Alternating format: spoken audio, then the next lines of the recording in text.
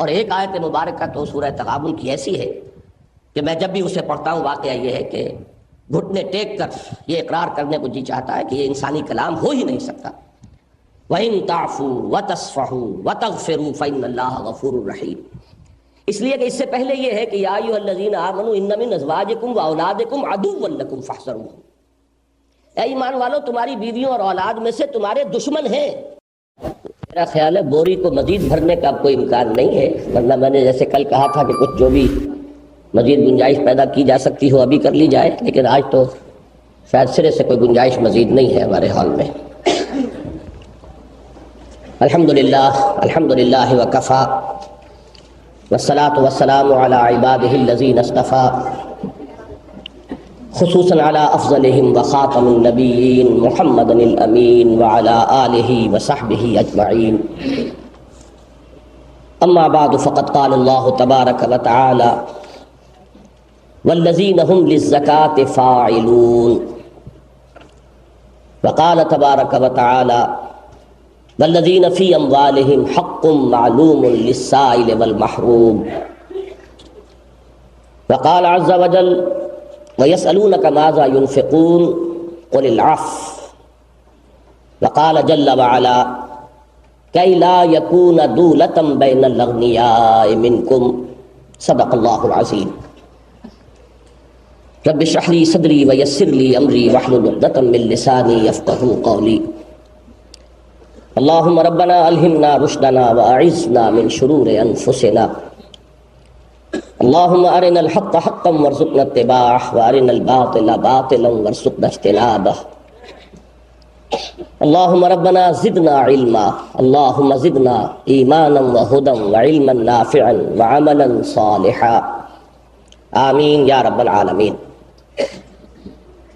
محترم اور مکرم حضرات مستفسرین اور معزز حاضرین اور محترم خواتین،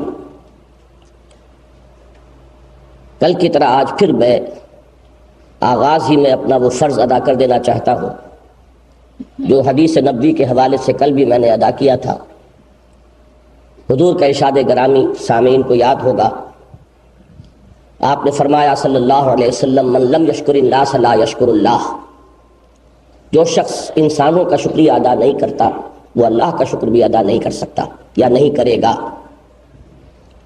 تو میں ویسے تو سب حضرات کا ممنون ہوں جو ان محافل میں شرکت کر رہے ہیں اور ہماری حوصلہ افزائی کا ذریعہ بن رہے ہیں، خاص طور پر ان 5 حضرات کا، اور بھی ان میں سے جو 2 حضرات مدعو ہیں اگر وہ آ سکیں، ان حضرات نے جو اس وقت تکلیف فرمائی ہے، اور ان کا اصل مقام تو یہاں کھڑے ہو کر خطاب کرنے کا ہے، اور الحمدللہ کہ ان میں سے اکثر حضرات ہمارے ان محاضرات میں یا قرآن کانفرنسز میں وہ شرکت فرماتے رہے ہیں اور مقالے پڑھتے رہے ہیں یا تقاریر فرماتے رہے ہیں، لیکن یہ کہ یہ پوزیشن جو ہے یقیناً ایثار نفس اور بے نفسی کے بغیر اس کو قبول نہیں کیا جا سکتا، اور میں اسی لیے خاص طور پر شکریہ ادا کر رہا ہوں کہ وہ میری 1.5 گھنٹے کی تقریر سنیں گے، اور پھر یہ کہ اس میں جو مزید وضاحت مطلوب ہوگی یا اگر کوئی بات میں غلط کہوں تو اگر اس کی نشاندہی ضروری ہوگی تو یہ فریضہ سر انجام دیں گے۔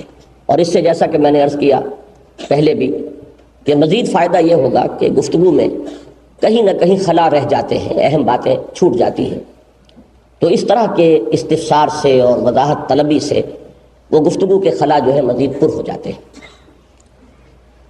جیسے کہ ابھی ڈاکٹر ابصار نے کہا ہے اور صحیح کہا ہے، پوری دنیا جانتی ہے کہ آج انسان کا سب سے بڑا مسئلہ معاش کا ہے، انفرادی سطح پر بھی اور اجتماعی سطح پر بھی، ملکی اور قومی سطح پر بھی اور بین الاقوامی سطح پر بھی۔ سپر پاورز کی بھی ساری پالیسیز جو ہیں وہ اقتصادیات اور معاشیات ہی سے وہ گورن ہوتی ہیں اور ان کا فیصلہ ہوتا ہے، اور واقعتاً آج کا حیوان، ایک دور تھا جب کہ انسان کو حیوان عاقل کہا گیا تھا یا انسان کو حیوان ناطق کہا گیا تھا، اور آج انسان جو ہے وہ ایک اقتصادی حیوان بن کر رہ گیا ہے۔ پھر یہ کہ یہ مسئلہ حقیقتاً نہایت پیچیدہ ہے، اور اس کی پیچیدگیوں سے اس وقت تک انسان واقف نہیں ہو سکتا جب تک کہ وہ پوری زندگی اسی کی تحصیل میں اور اسی کو سمجھنے میں صرف نہ کرے۔ اسپیشلائزیشن کا دور ہے، اور ہر لائن جو ہے علم کی اور سائنس کی اب وہ اتنی وسیع ہو چکی ہے کہ پوری زندگیاں کھپا کر ہی در حقیقت انسان کسی ایک شعبہ زندگی، بلکہ اب تو شعبوں کے شعبے بن چکے ہیں، برانچنگ ہے علوم کے اندر، تو کہیں کسی ایک شعبے کے کسی شاخ کے کسی اور ثانوی یا ثالثی شاخ میں کوئی انسان مہارت کا شاید دعویٰ کر سکے۔ لہذا میں یہاں پہلے سے یہ اعتراف کر دینا چاہتا ہوں کہ میرا مقام حقیقتاً یہ نہیں ہے کہ میں اس موضوع پر گفتگو کروں، اس لیے کہ میرے نزدیک اس کے لیے 2 پری کوالیفیکیشن ضروری ہیں۔ پہلے تو یہ کہ انسان نے اقتصادیات کو، اکنامکس کو ایک سبجیکٹ کی حیثیت سے اسٹڈی کیا ہو طالب علمانہ انداز میں، اور دوسرے یہ کہ اس کی فقہ اسلامی پر بڑی گہری نظر ہو، اس لیے کہ معاملہ قانون کا ہے، فقہ کا ہے، اور ان دونوں میں قطعاً ڈسکوالیفائڈ ہوں۔ اس سب کے باوجود یہ کام کیوں کر رہا ہوں؟ اس کے لیے ہمت اگر بنتی ہے تو اس یقین کی بنیاد پر کہ قرآن کا دعویٰ یہ ہے کہ وہ کتاب ہدایت ہے، الہدا ہے، اور ہدایت کاملہ ہے۔ قرآن حکیم سے ایک مناسبت ہے، میں اللہ کا شکر ادا کرتے ہوئے وَأَمَّا بِنِعْمَةِ رَبِّكَ فَحَدِّثْ کے حوالے سے عرض کر رہا ہوں کہ اللہ تعالیٰ کا یہ عطیہ ہے، فیض ہے، فضل ہے کہ اس نے مجھے قرآن حکیم سے ایک ایسی مناسبت عطا فرمائی کہ میں نے بہرحال اپنی زندگی کا کافی بڑا حصہ، اور وہی اصل حصہ ہوتا تھا جو اب گزر چکا، وہی زندگی کی اصل جو ہے بہار ہے، وہ میں نے قرآن مجید ہی کے پڑھنے پڑھانے میں صرف کی۔ اس اعتبار سے میں سمجھتا ہوں کہ قرآن مجید سے جو اصول مجھے ملے، کم سے کم ان کے حوالے سے ایک گفتگو کا آغاز ہو سکتا ہے، پھر یہ کہ آگے لوگ اس کو لے کر بڑھیں، اور یقیناً ہمارے ملک میں بھی موجود ہیں ایسے صاحب استعداد لوگ کہ جو اس کو آگے ڈیولپ کر سکتے ہیں۔ تو میں اسی لیے آج کی گفتگو جو ہے اصولوں تک محدود رکھوں گا، ان کی اپلیکیشنز اور ٹیکنیکل پھر جو اس کی شکلیں ہیں مختلف، ان کے بارے میں نہ موقع ہوگا کہ گفتگو ہو اور نہ میں اس کا اہل ہوں، لہٰذا وہ چیزیں میری گفتگو سے خارج رہیں گی۔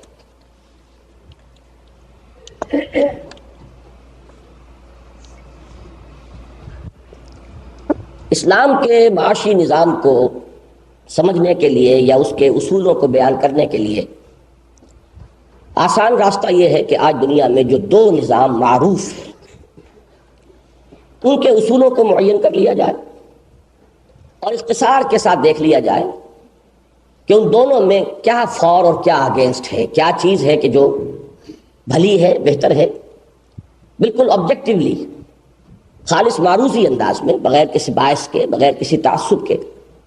اس لیے کہ واقعہ یہ ہے کہ اگرچہ ایک تیسرا نظام بھی دنیا میں اب وجود میں آیا ہے جس کو کہ اسکینڈینیوین سوشلزم سے تعبیر کیا جاتا ہے، اور جو ایک پہلو سے اسلام کے معاشی نظام کے کچھ قریب آ گیا ہے، لیکن یہ ہے کہ حقیقت کے اعتبار سے آج بھی معروف نظام دنیا میں 2 ہیں۔ ایک وہ کہ جسے آپ مغرب کا سرمایہ دارانہ نظام کہتے ہیں، اور دوسرا نظام وہ کہ جسے چونکہ بولشوک ریولوشن سے رشیا میں اس کا آغاز ہوا لہذا کہا جا سکتا ہے، اور چین ایک دوسرا بڑا ملک ہے جو اس کا نمبردار مل کر سامنے آیا، تو آپ اسے مشرقی کہہ سکتے ہیں اس نسبت سے، لیکن یہ کہ وہ کمیونزم کا نظام ہے۔ اور ان دونوں کے جو اصول ہیں، چند باتیں ہیں کہ جو اگر سمجھ لی جائیں تو میں سمجھتا ہوں کہ آگے کی گفتگو بہت ہی آسان ہو جائے گی۔ پہلا فرق ہے ملکیت، اور ملکیت میں بھی کمیونزم کا آغاز تو یہاں سے ہوا تھا کہ انفرادی ملکیت کی کلیتاً نفی، جوش اور جذبہ اور انتہا پسندی ہوتی ہے ہر معاملے میں، آغاز میں رفتہ رفتہ پھر اس میں کمی آتی ہے، ہوتے ہوتے بات جو آئی ہے وہ یہ ہے کہ کم سے کم مینز آف پروڈکشن وہ انفرادی ملکیت میں نہ ہو۔ ذرائع پیداوار، کھیت ہے جس سے آپ کچھ حاصل کرتے ہیں، دکان ہے، کارخانہ ہے، یہ چیزیں انفرادی ملکیت میں نہیں بلکہ قومی ملکیت میں۔ کوئی آرٹیکلز آف یوز جو ہے پرسنل یوز میں ہے، مکان ہے آدمی کے رہنے کے لیے، کوئی کپڑے ہیں اس کے، کوئی گھر کے برتن ہیں یا اور چیزیں، اب اس میں ذرا رفتہ رفتہ اضافہ ہو رہا ہے وہاں، لیکن یہ ہے کہ اصول یہ ہے کہ آرٹیکلز آف یوز انفرادی ملکیت میں ہو سکتے ہیں، لیکن جو مینز آف پروڈکشن ہے وہ انفرادی ملکیت میں نہیں ہوں گے، قومی ملکیت میں ہوں گے۔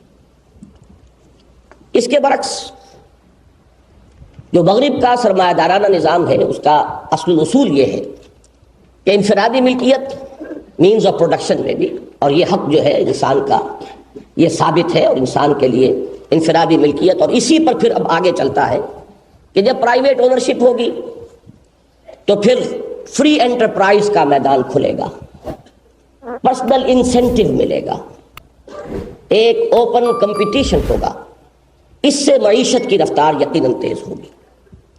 یہ اگر ہم اپنی جو بھی ترجیحات ہیں ان کو کچھ دیر کے لیے ایک طرف رکھ دیں تو ماننا پڑتا ہے کہ مغربی اور مشرقی نظاموں کے مابین اس اعتبار سے یہ بات مسلم ہے کہ مشرق کے اس نظام میں یقیناً پیداوار کی کمی آئی، انسینٹیو نہیں رہا، محنت کا جذبہ جو ہے کم ہوا، اس لیے کہ ایک شخص کو معلوم ہے کہ میں اگر زیادہ محنت کر کے کام کرتا ہوں تو میری جو بھی زیادہ پیداوار ہے وہ میری ملکیت نہیں ہے، مجھے تو وہی اپنا معین جو بھی روزینہ ہے یا وظیفہ ہے یا جو میری تنخواہ ہے وہ ملے گی، وہی ویجز ملیں گی۔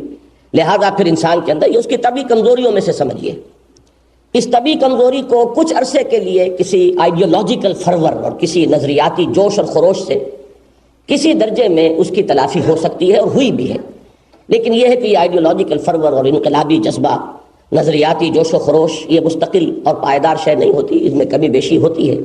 اس اعتبار سے یہ ایک مسلمہ بات ہے کہ اس نظام میں پروڈکشن گرتا ہے، کوالٹی گرتی ہے، اوپن کمپٹیشن نہ ہونے کی وجہ سے، پرسنل انٹرپرائز اور انسینٹیو نہ ہونے کی وجہ سے کام کا جذبہ جو ہے سر پڑتا ہے۔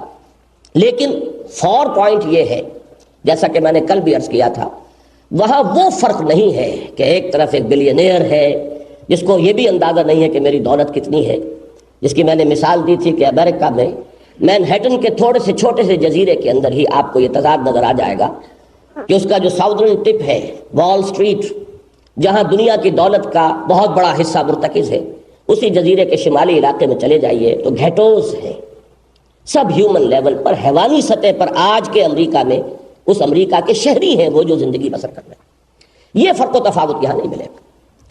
اب اس کے برعکس ادھر جائیے تو یقیناً وہ جو انسان کی کمزوری ہے، خلق الانسان ضعیفا، قرآن مجید بھی مانتا ہے کہ بہت سے اعتبارات سے انسان کے اندر کمزوری کے پہلو ہیں، وہ کمزوری کا چونکہ وہاں لحاظ ہے اور ذاتی ملکیت کا ایک سرور اور ایک نشہ اور اپنے اس کا جو ایک احساس ہے، اس کی وجہ سے کام کا جذبہ، production, open competition, personal incentive, یہ انٹرپرائز، یہ ساری چیزیں مل کر یقیناً وہاں بہت جو معاش کا چکر ہے تیز چلتا ہے، پروڈکشن زیادہ ہے۔ لیکن یہ ہے کہ پھر جیسا کہ میں نے عرض کیا وہاں فرق و تفاوت وہ ہے جس کا میں حوالہ دے چکا ہوں۔ یہ دو نظام ہیں کہ اگر ان کو ہم سامنے رکھیں تو اب ان کے حوالے سے ہم اسلام کے نظام کو سمجھنے کی پوزیشن میں ہیں کہ اس کے کم سے کم اصول و مبادی پر گفتگو کر سکیں۔ لیکن اس سے پہلے ایک نقطہ اور ذہن میں رکھیے، اسلامی نظام کا جو بنیادی فرق ان دونوں نظاموں سے ہے وہ در حقیقت نظریاتی اساس کا ہے۔ ان دونوں کی نظریاتی اساس ایک ہی ہے، وہی سیکولرزم، وہی مادہ پرستی، وہی میٹیریلزم، ایک ہی جڑ سے ایک شاخ وہ تھی کہ جس نے ویسٹرن کیپٹلزم کی صورت اختیار کی، اور اسی درخت کی ایک اور شاخ وہ ہے، ذرا اونچی شاخ ہے اور آگے بڑھ کر اس نے ڈائلیکٹیکل میٹیریلزم کی شکل اختیار کی ہے اور مارکسزم کی شکل اختیار کی ہے۔ تو مادیت میں جدلی مادیت کی شکل اختیار کی ہے، اسے ارتقاء تو کہا جا سکتا ہے، کوئی اس میں انقلابی فرق نہیں ہے۔ اور اسلام کا جو نظام ہے اس کی اصل اساس ایمان ہے۔ اسلام کے نظام کی کوئی پیوند کاری اس درخت میں نہیں ہو سکتی، اور اس نظام کی کوئی پیوند کاری اسلام کے نظام میں نہیں ہو سکتی۔ اسلام کا نظام خود اپنی جگہ پر ایک آرگینک ہول ہے، اور اس کی جڑ جو ہے وہ نظریہ ہے، عقیدہ ہے، توحید، ذات باری تعالیٰ کا یقین، اس کے صفات کا، توحید کا یقین، معاد، آخرت، جواب دہی اور جزا و سزا کا یقین۔ اگر یہ چیزیں موجود نہیں ہوں گی تو یہ چیزیں جو ہم اس وقت زیر بحث لائیں گے یہ سب نظری رہیں گی، زبانوں پر رہیں گی، قلم سے ٹپکتی رہیں گی، کتابوں میں لکھی جاتی رہیں گی، کتابیں بکتی رہیں گی، لیکن کہیں بھی وہ نظام بالفعل قائم نہیں ہو سکے گا۔ تو اصل مسئلہ تو جڑ کا ہے۔ البتہ یہ کہ اگر ہم اس مسئلے کو ذرا اس وقت، چونکہ وہ وقت کی کمی کی وجہ سے زیادہ ہم اس پر گفتگو نہیں کر سکتے، اسے ذرا ایک طرف رکھیں اور نظام کے اعتبار سے بات کریں تو میں ایک بات آپ کے سامنے رکھنا چاہتا ہوں، اور بہت سے حضرات کے تو علم میں میری یہ بات ہوگی اس لیے کہ ان موضوعات پر کافی عرصے سے میں گفتگو کر رہا ہوں، میرا ایک چھوٹا سا کتابچہ بھی موجود ہے، ہو سکتا ہے بہت سے حضرات کے لیے نئی ہو اور وہ چونک جائیں۔ میرے نزدیک اسلام کے معاشی نظام دو ہیں، ایک نہیں۔ ایک کی بنیاد ایمان ہے اور روحانیت ہے اور اخلاق ہے، دوسرے کی بنیاد اسلام ہے اور قانون ہے اور فقہ ہے، یہ دونوں نظام ایک دوسرے سے ڈسٹنکٹلی ڈفرینٹ ہیں، اگرچہ وہ دونوں اسلام کے مجموعی نظام کا جز ہے۔ یہ بات جن حضرات کے علم میں یا سماعت میں پہلی مرتبہ آ رہی ہے وہ یقیناً چونکے ہوں گے، تو میں ان کی سہولت کے لیے ایک مثال اخلاقیات کے میدان سے دے دوں کہ متضاد چیزیں اخلاقی میدان میں موجود ہیں۔ مثلا ایک عفو ہے، کسی نے آپ پر زیادتی کی، آپ معاف کر دی، اس سے اخلاقی ترفع ہوگا۔ میں اس شخص کی بات نہیں کر رہا کہ جو انتقام لینے پر یا بدلہ لینے پر قادر نہیں ہے، وہ تو قہر درویش بر جانے درویش، وہ تو بدلہ لینے پر قادر ہی نہیں ہے، اس کی گفتگو نہیں ہے۔ جو شخص انتقام یا قصاص پر قادر ہو اور پھر وہ معاف کر دے، تو اس میں جو روحانی ترفع ہے، جو اس کے لیے بالیدگی ہے روح کی، وہ مسلم ہے۔ اور عفو کو کس قدر، والکاظمین الغیظ والعافین عن الناس، کس طرح اس کی تلقین کی گئی ہے۔ اور ایک آیت مبارکہ تو سورہ تغابن کی ایسی ہے کہ میں جب بھی اسے پڑھتا ہوں واقعہ یہ ہے کہ گھٹنے ٹیک کر یہ اقرار کرنے کو جی چاہتا ہے کہ یہ انسانی کلام ہو ہی نہیں سکتا۔ وَإِن تَعْفُوا وَتَصْفَحُوا وَتَغْفِرُوا فَإِنَّ اللَّهَ غَفُورٌ رَحِيمٌ، اس لیے کہ اس سے پہلے یہ ہے کہ یا ایھا الذین آمنوا ان من ازواجکم واولادکم عدوا لکم فاحذروہم، اے ایمان والو تمہاری بیویوں اور اولاد میں سے تمہارے دشمن ہیں، ان سے بچو۔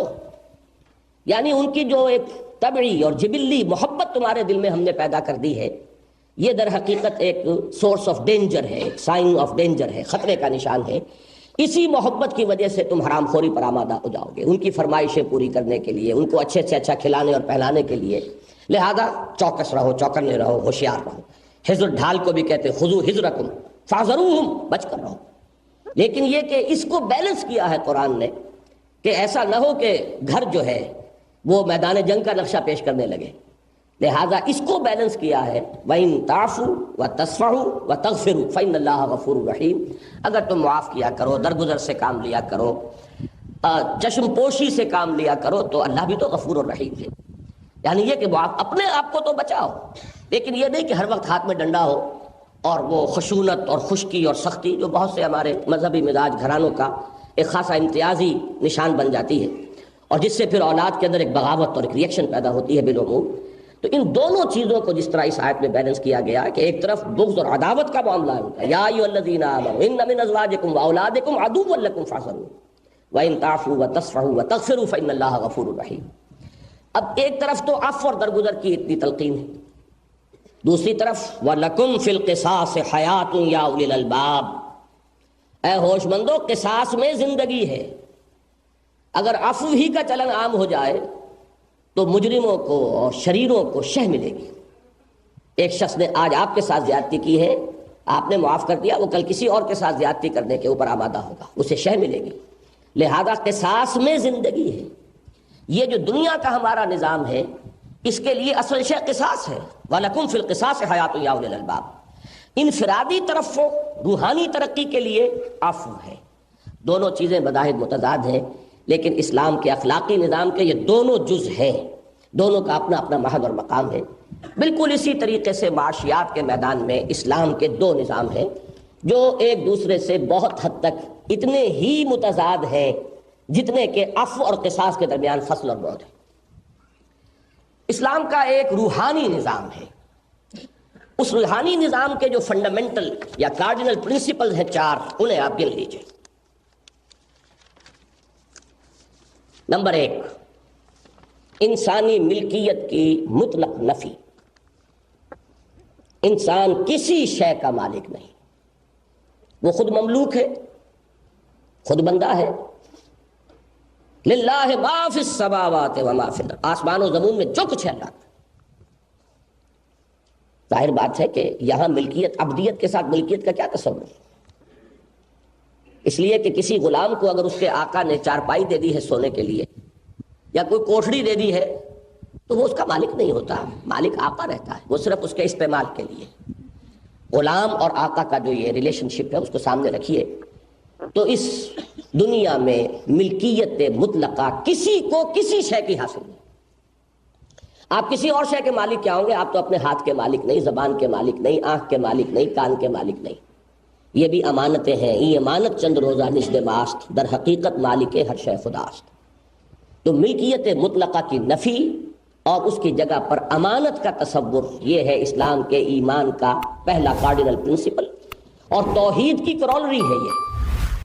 توحید کی ایک کرولری اس زمانے میں بہت عام ہو گئی ہے، علامہ اقبال نے بھی اسے بیان کیا۔ علامہ اقبال نے تو خیر اس کو بھی بیان کیا ہے، لیکن علامہ کے چراغ سے جن لوگوں نے اپنے چراغ روشن کیے ہیں، انہوں نے اس پہلی کرولری کو تو بہت عام کیا ہے، یعنی انسانی حاکمیت کی نفی۔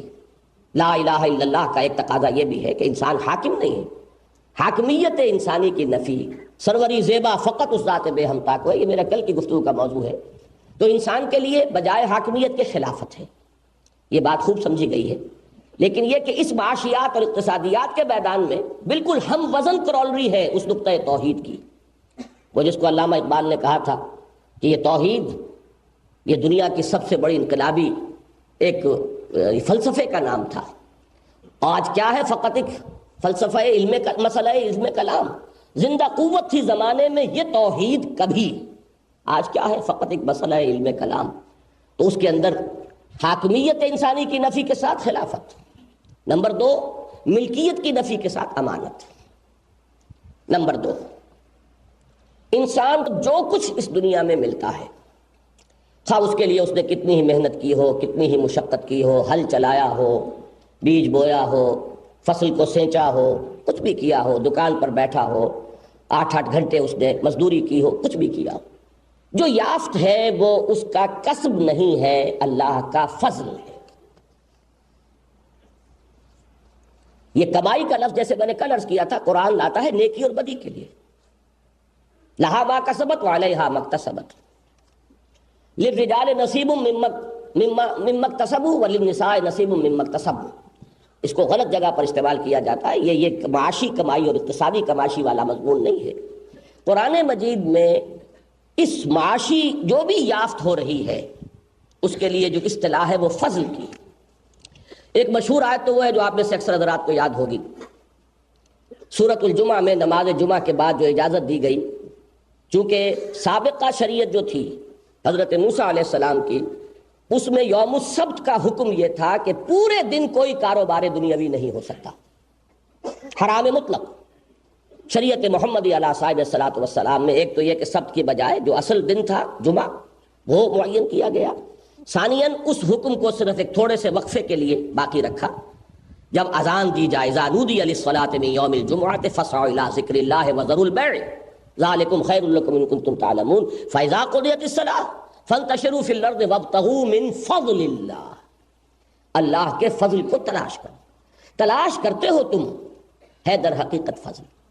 اور یہ سمجھ لیجئے اجرت اور اجر اور فضل میں فرق کیا ہے۔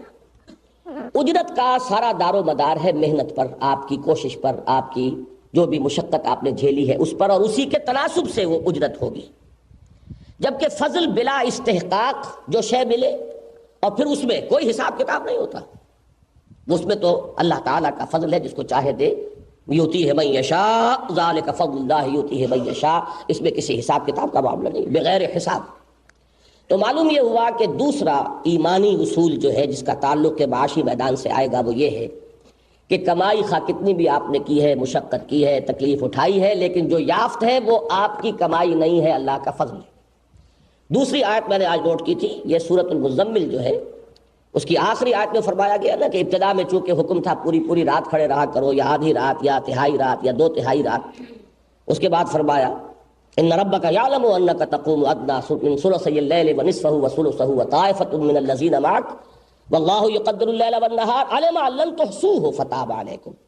اللہ کے علم میں ہے کہ تم اس پر مداومت نہیں کر سکتے۔ یہ تو ابتدا میں زیادہ سخت تربیت کا جو مرحلہ تھا اس میں سے ہم نے تمہیں گزارا ہے، اللہ کو معلوم ہے یہ مستقل حکم نہیں ہو سکتا۔ علم ان لن تحصوہ فتاب علیکم فاقرؤوا ما تیسر من القرآن علم ان سیکون منکم مرضی وآخرون یضربون فی الارض یبتغون من فضل اللہ وآخرون یقاتلون فی سبیل اللہ۔ اللہ کے علم میں ہے کہ تم میں سے کچھ لوگ کبھی بیمار بھی ہوں گے، پھر تم میں سے کچھ لوگ زمین میں سفر پر ہوں گے اور اللہ کے فضل کے تلاش کے اندر سرگرداں ہوں گے، اور کچھ لوگ ہوں جو اللہ کی راہ میں قتال کریں گے۔ تو یہ جو مشقت ہے یہ مستقل نہیں ہے بلکہ اللہ نے اس میں تخفیف کر دی، وہاں بھی لفظ فضل آیا۔ یہ 2 مثالیں تو میں سمجھتا ہوں کہ آپ کے سامنے آ گئی، بات واضح ہو گئی کہ دوسرا کارڈینل پرنسپل ہے کہ کمائی جو بھی دنیا میں ہو، خواہ انسان نے کتنی بھی محنت اس کے لیے کی ہو، وہ اس کی کمائی نہیں ہے، اللہ کا فضل ہے۔ تیسری شے، اس فضل میں اس کا حق صرف اس کی ضروریات ہے، اس ضرورت سے زائد جو ہے وہ عفو ہے، وہ چاہے قانونی سطح پر، میں آپ سے عرض کروں گا، چاہے قانونی سطح پر وہ ملکیت ہو، حقیقت میں وہ آپ کی شے ہے ہی نہیں۔ یہ تو دوسروں کا مال تھا جو اللہ نے آپ کے مال میں شامل کر کے آپ کو آزمایا ہے، امتحان میں ڈالا ہے کہ آپ اس مال کو حق بحقدار رسید ان تک پہنچا کر بری الذمہ ہو جاتے ہیں، یا یہ کہ غاصب بن کر قبضہ غاصبانہ جما کر اس پر بیٹھے رہتے ہیں۔ یہ ہے وہ جس کے بارے میں اقبال نے کہا تھا، جو حرف قل العفو میں پوشیدہ تھی اب تک، اس دور میں شاید وہ حقیقت ہو نمودار۔ یسألونک ماذا ينفقون قل العفو، جو بھی ضرورت سے زائد۔ یہ 4 اصول ہیں، اب ان چاروں کو جمع کر لیجئے تو ایک نظام وجود میں آتا ہے۔ تاریخی طور پر یہ جان لیجئے کہ محمد الرسول اللہ صلی اللہ علیہ وسلم نے اسی سطح پر زندگی گزاری ہے۔ حق صرف ضروریات، چوتھا جو اس کے علاوہ ہے عفو، وہ دوسروں کا ہے جس کو کہ پہنچا دینا ہے لازم۔ آپ کا حق صرف آپ کی ضروریات، یہ ہے نمبر 3۔ اس سے زائد جو ہے وہ آپ کا نہیں ہے، وہ در حقیقت دوسروں کا مال ہے جس کے آپ صرف یوں امتحاناً امین بنائے گئے ہیں۔ اس کو پہنچا دو اور حق بحقدار رسید کا معاملہ کر کے سرخرو ہو جاؤ۔ یہ ہے وہ لیول جس میں کسی زکوٰۃ کا سوال ہی نہیں، جمع ہو نصاب آئے، یہ غیر زکاتی دین ہے۔ اور اس کو سمجھیے کہ محمد الرسول اللہ نے اس لیول پر زندگی بسر کی ہے۔ کہیں کوئی چیز جمع ہو، رکے، ہولان ہول ہو تو زکوٰۃ ہوگی نا۔ حضور کی زندگی میں کبھی زکوٰۃ کی ادائیگی کا وہ جو ایک زکوٰۃ معین زکوٰۃ ہے جسے ہم کہتے ہیں، اس کا کبھی اس موقع آنے کا سوال ہی نہیں۔ میں نے ایک دفعہ اپنے ایک بزرگ بھی تھے، دوست بھی تھے، شیخ منظور الحق صاحب، ان سے جب یہ کہا کہ یہ آپ کا دین زکاتی دین ہے، یہ کچھ اور ہے، محمد الرسول اللہ کا دین کوئی اور تھا، وہ چونکے۔ تو جب وضاحت کی تو بات سمجھ میں آ گئی، چونکانا ہی مقصود ہوتا ہے کہ بات جو ہے ان کی سمجھ میں آئے۔ یہی سطح ہے جس پر فقراء صحابہ نے زندگی بسر کی ہے۔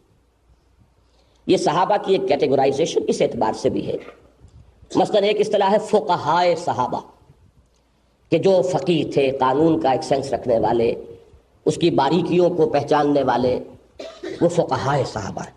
ایک لفظ ملتا ہے فقراء صحابہ، وہ دو درویش جنہوں نے اسی سطح پر زندگی بسر کی ہے جس پر محمد الرسول اللہ صلی اللہ علیہ وسلم نے کی۔ بقیہ صحابہ کے بارے میں اب کوئی سوء ظن پیدا نہ ہو جائے، بہت سے صحابہ وہ ہیں جنہوں نے دوسرے لیول پر زندگی بسر کی ہے، لیکن پوٹینشلی وہ بھی اسی مقام پر اس اعتبار سے تھے کہ جب ضرورت پیش آئی ہے انہوں نے پیش کر دیا ہے، چاہے دولت ان کے پاس رہی، مثلا حضرت عثمان رضی اللہ تعالیٰ عنہ۔ تو نیت اگر یہ رہے کہ وہ ایکومولیٹ ہو رہا ہے کوئی پرواہ نہیں ہے، لیکن یہ کہ جب وقت آئے گا سارا کا سارا پیش کر دیں گے، تو یہ معاملہ جو ہے یہ بھی میں کہہ رہا ہوں پوٹینشیل ہے۔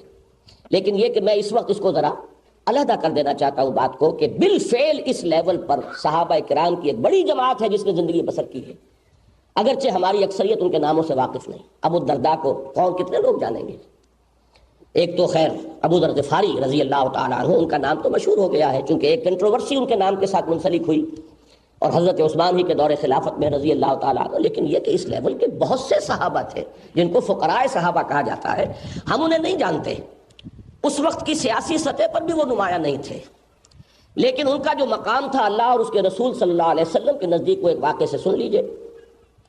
جب صلح حدیبیہ ختم ہوئی ہے اور قریش ہی کے حلیفوں کی طرف سے توڑی گئی اور قرشی بھی لوگ شریک تھے اس میں، نتیجہ یہ ہوا کہ صلح ختم ہو گئی۔ ابو سفیان اس وقت تک ایمان نہیں لائے تھے اور وہ اب سردار تھے مکے کے، قریش کے، انہیں فوراً محسوس ہو گیا کہ بہت بڑی غلطی ہوئی ہے، اب ہم اس پوزیشن میں نہیں ہے کہ محمد کا مقابلہ کر سکے صلی اللہ علیہ وسلم۔ 2 سال میں صلح حدیبیہ کے نتیجے میں جو ثمرات و نتائج محمد نے صلی اللہ علیہ وسلم حاصل کر لیے، اب تو کوئی سوال ہی نہیں کہ ہم مقابلہ کر سکیں، لہذا چل کر گیا ہے اب قریش کا سردار مدینہ منورہ خوشامد کرنے کے لیے کہ کسی طرح صلح کی تجدید ہو جائے۔ اپنی بیٹی حضرت ام حبیبہ کے گھر پہنچے جو حضور کی زوجہ ہیں کہ یہ اندرون خانہ سے کوئی سفارش کراؤں، تو وہاں جو معاملہ ہوا وہ انتہائی مایوس کن تھا ان کے لیے کہ وہ جب گئے حضرت ام حبیبہ کے گھر اور بستر بچھا ہوا تھا حضور کا. اب ابو سفیان باپ والد بیٹھنے لگے وہاں، تو ان کا ابا جان ذرا ٹھہریے. ٹھہر گئے، بستر طے کر دیا حضور کا اور کہا کہ اب بیٹھیے. اب قریش کا سردار پوچھتا ہے یہ بستر میرے لائق نہ تھا یا میں اس بستر کے لائق نہ تھا؟ تو وہ فرماتی ہے بیٹی آپ اس کے لائق نہیں تھے، آپ مشرک ہیں، نجس ہیں، اور یہ محمد الرسول اللہ کا بستر. اب بتائیے کیا ان کا کیا ہمت رہ گئی ہوگی کہ وہ اب کہیں کہ ذرا میری سفارش کرو. اسی وہ چکر میں تھے، مدینہ منورہ میں گھوم رہے تھے ابو سفیان کہ کوئی کہیں سے مجھے کوئی شخص ایسا ملے کہ میں پیش کر سکوں سفارش کے لیے. یہ چند فقراء صحابہ بیٹھے ہوئے تھے مسجد نبوی کے باہر. اب انہوں نے کچھ اسی انداز میں جو قلندروں کا انداز ہوتا ہے کوئی فکرے چست کیے ابو سفیان پر کہ اب یہاں کیا لینے آئے ہو، یہ قریش کا سردار کہاں گھوم رہا ہے.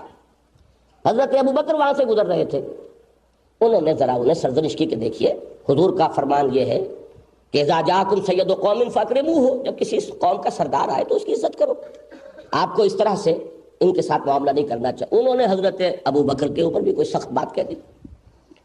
حضرت ابو بکر ذرا ملول اور غمگین ہو کے حضور کے پاس گئے، شکایت کی کہ یہ معاملہ ہوا، میں نے ذرا انہیں روکا تو انہوں نے تو مجھ پر بھی یہ بات کہہ دی. تو حضور نے فرمایا ابو بکر کہیں انہیں ناراض تو نہیں کرائے، اس لیے کہ یہ وہ لوگ ہیں کہ جن سے وہ ناراض ہو جائے ان سے اللہ ناراض ہو جائے. تو یہ ہے وہ فقراء صحابہ، ان کا مقام اللہ کے ہاں جو ہے وہ اس واقعے سے آپ سمجھ لیجئے. اگرچہ ظاہر بات ہے کہ وہ نظام مملکت، نظام خلافت، پھر معاملات اور معاملات کا فہم، سیاسی معاملات کا شعور، یہ ایک علیحدہ شے ہے. اس کے اعتبار سے جو ہمارے ہاں گریڈیشن ہے صحابہ کی وہ اپنی جگہ ہے. بہرحال یہ ہے اسلام کا وہ روحانی معاشی نظام جس کے بارے میں اب میں ایک اصطلاح استعمال کر رہا ہوں کہ یہ highest and purest form of spiritual socialism ہے. لیکن اس کی اصل شان ہے کہ یہ والنٹری ہے، اس میں جبر نہیں. جہاں جبر آئے گا اس کی ساری خوبصورتی ختم ہو جائے گی. اس میں تو در حقیقت اللہ سے لگاؤ، اللہ سے محبت، آخرت کی طلب، ترجیح آخرت، یہ شے ہے. جتنی بڑھتی جائے، اسی لیے عفو کا آپ کوئی معیار مقرر نہیں کر سکتے. یہ بالکل ایک آربیٹریری سی بات ہے، کس کے لیے کیا چیز ضرورت ہے اور کیا چیز ضرورت سے زائد ہے.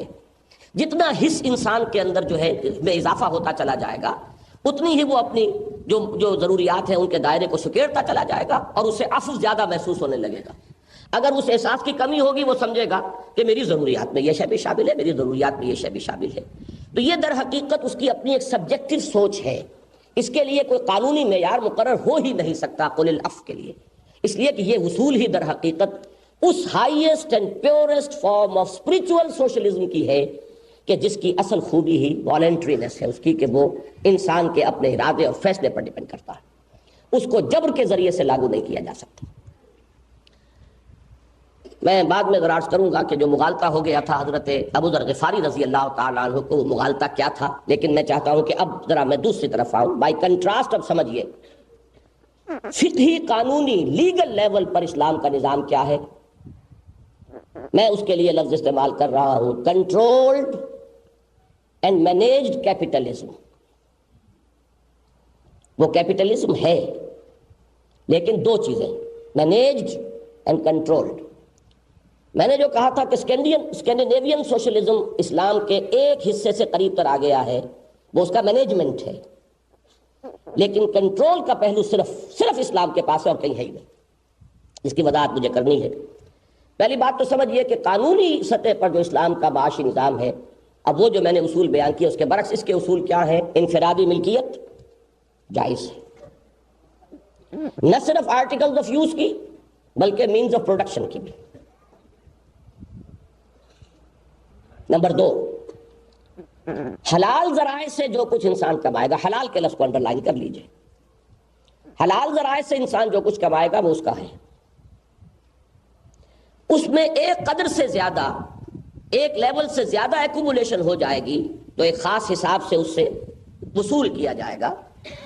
اس لیے کہ جہاں بھی آزادی ہوگی، فری اکانومی آپ کہہ لیں، فری کمپٹیشن، انٹرپرائز، وہاں یقیناً فرق پیدا ہوگا لا محالہ. کچھ آگے نکل جائیں گے، کچھ پیچھے رہ جائیں گے. اس لیے کہ اگر آپ لوگوں کو دوڑانا بھی چاہیں اور یہ بھی چاہیں کہ کوئی نہ آگے جائے نہ کوئی پیچھے رہے تو رسہ باندھنا پڑے گا. لیکن یہ کہ اگر آپ آزادی سے دوڑائیں گے تو لامحالہ کوئی آگے جائے گا کوئی پیچھے رہے گا. یہ فصل ہوگا. آپ ہیوز اور ہیو ناٹس کی حد تک نہ جائیے لیکن کوئی نہ کوئی فرق اور تفاوت ہوگا.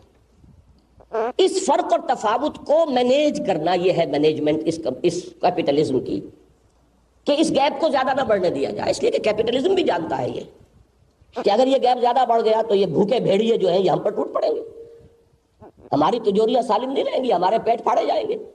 لہذا کسی نہ کسی منیمم لیول کے اوپر جو ہے انہیں ان کی جو بھی سسٹیننس لیول ہے وہ انہیں فراہم کیا جائے.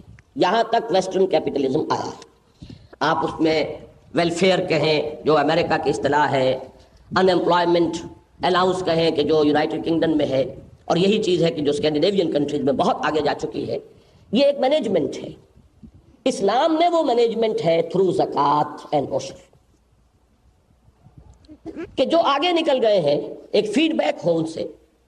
تؤخذ من اغنیائہم وترد الی فقرائہم، ان کے اغنیاء سے لیا جائے گا اور انہی کے فقراء کو لوٹا دیا جائے گا، تاکہ وہ گیپ زیادہ نہ ہو، برقرار رہے. اس لیے کہ اس میں کوئی حرج نہیں ہے.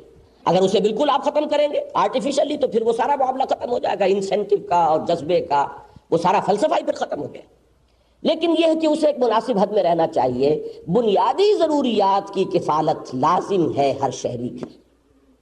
یہ کفالت عامہ، اسے آپ کلیکٹیو انشورنس کہیں، سوشل انشورنس کہیں، جو بھی نام دیں، اس کا سب سے پہلے تاریخ انسانی میں اس کو انیشیٹ کیا ہے عمر فاروق نے رضی اللہ تعالی عنہ، کہ انسان تو انسان، حیوانات بھی اگر بھوکے پیاسے مرتے ہیں تو ذمہ دار عمر ہے. ریاست کی یہ ذمہ داری ہے. اس ذمہ داری کو زکوٰۃ اور عشر جو آگے نکل رہے ہیں ان سے لیا جائے، اور یہ غنی اور فقیر کے لفظ سے بھی مغالطہ نہ ہو. اردو میں ہم فقیر کہتے ہیں وہ جو مانگ رہا ہو کھڑا ہوا، اور جو بالکل بھوکا ہو یا کم سے کم کہہ رہا ہو کہ میں بھوکا ہوں، چاہے اس کی گدڑی کے اندر بہت کچھ نوٹ سلے ہوئے ہوں، لیکن وہ کہتا یہی ہو کہ میں بھوکا ہوں. اسلام کی اصطلاح میں فقیر وہ نہیں ہے. ایک باؤنڈری لائن ہے، ایک لیول ہے، اس سے اوپر چلے گئے یہ غنی ہے، اس سے نیچے رہ گئے یہ فقیر ہے. 7 تولے سونا ہے، لائن کے ادھر چلے جاؤ، you are from the donors. 7 تولہ نہیں ہے، 6 تولہ ہے، یو کین ریسیو. اس لیے کہ جو صاحب نصاب نہیں ہے وہ لے سکتا ہے، جو صاحب نصاب ہے اسے دینا ہے. تو یہاں فرق فقیر کا اس معنی میں نہیں ہے کہ بھیک مانگ رہا ہو اور فاقہ پڑ رہا ہو، بلکہ در حقیقت یہ جو درمیان میں لائن ہے جس کو آپ نصاب کہتے ہیں، جو اس سے اوپر ہے وہ ڈونر اور جو اس سے نیچے ہے وہ ریسیپینٹ، تاکہ یہ فیڈ بیک ہو اور اس کو برج کیا جائے. وہ جو کھائی درمیان میں آنی لازم ہے. اگر کسی بھی درجے میں آپ نے آزاد معیشت اور پرسنل انسینٹو، پرائیویٹ اونرشپ، اگر ان چیزوں کو لگایا، ان اصولوں کو، تو لازماً کوئی نہ کوئی فرق واقع ہوگا. جہاں تک تو یہ زکوٰۃ اور عشر کے ذریعے سے مینجمنٹ ہے اور اس گیپ کو ایک مناسب حد سے آگے نہ بڑھنے دینا ہے. میں چونکہ وقت بہت کم ہے، جو حضرات مستفسرین ہیں یہاں ان کے علم میں شاید یہ بات نہ ہو کہ مجھ پر اس مرتبہ بڑی شدید پابندی ہے کہ 1.5 گھنٹے سے زائد مجھے نہیں بولنا ہے، اس لیے میں بہت ہی اختصار کے ساتھ کام دے رہا ہوں. یہاں تک میں سمجھتا ہوں کہ ویسٹرن کیپٹلزم بھی آ گیا ہے. شکلیں مختلف ہیں، لیکن یہ ہے کہ انہوں نے بھی، اور اسکینڈینیوین سوشلزم اس معاملے میں شاید ٹاپ پر چلا گیا ہے، اس میں کوئی شک نہیں ہے. Give the dual is due, جو بھی اچیومنٹ انسان کی ہے جس میدان میں ہے. یہ دوسری بات ہے کہ ان ممالک کے اندر جہاں تک جنسی اور عائلی معاملہ ہے وہ جس پستی تک گیا ہے وہ پوری دنیا میں آپ کو کہیں اور نظر نہیں آئے.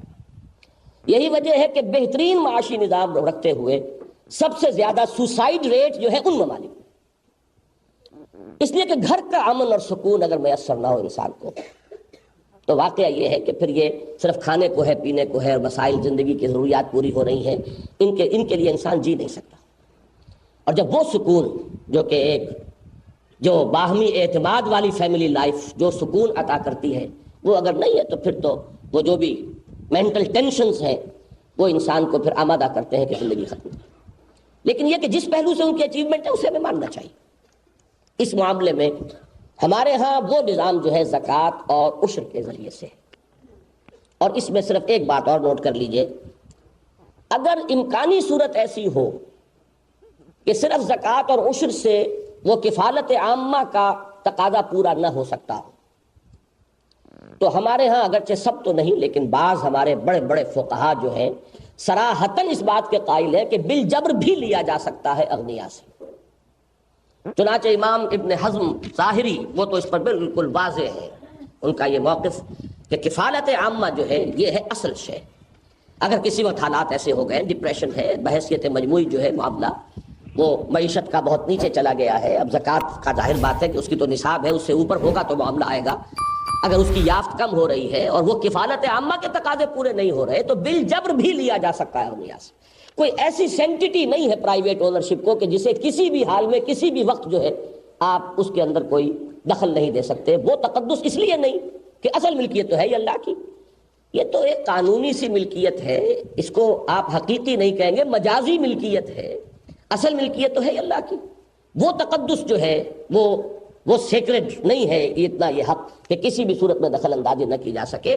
اس لیے کہ کفالت عامہ یہ ہے مقاصد میں اس کو پورا کرنا.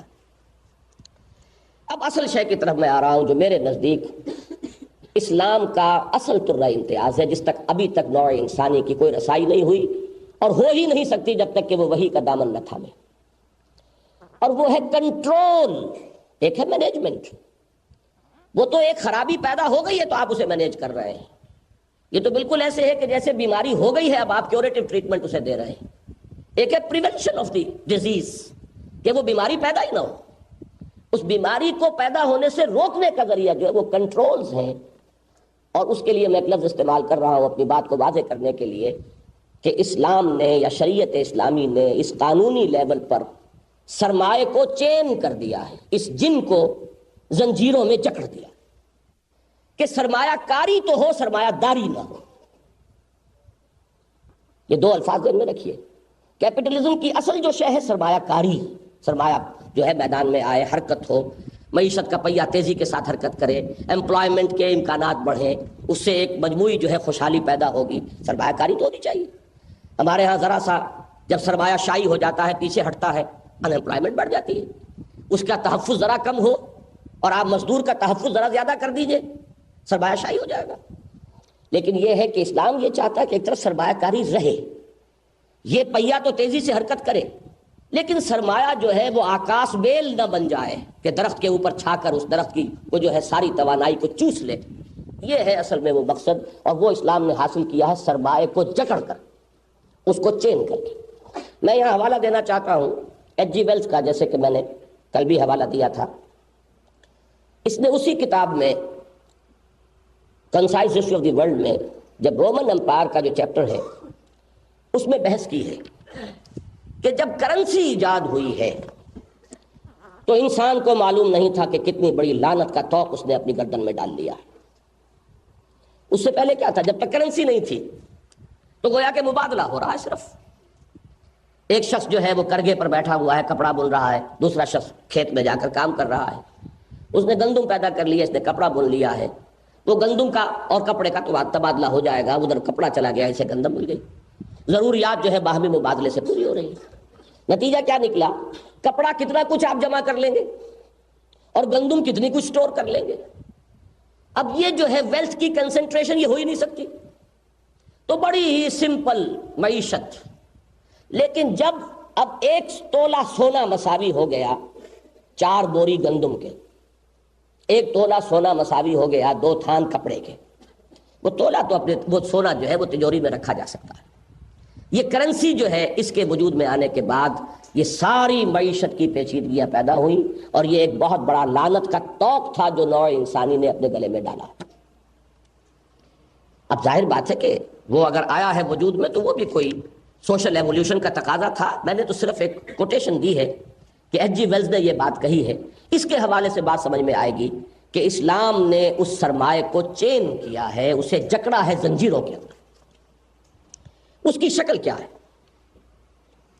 اسلام کا جو اصول ہے وہ یہ ہے کہ سرمایہ محض بحیثیت سرمایہ ارننگ ایجنٹ نہیں ہونا چاہیے. یہ تو ہے ایک ڈائریکٹو پرنسپل.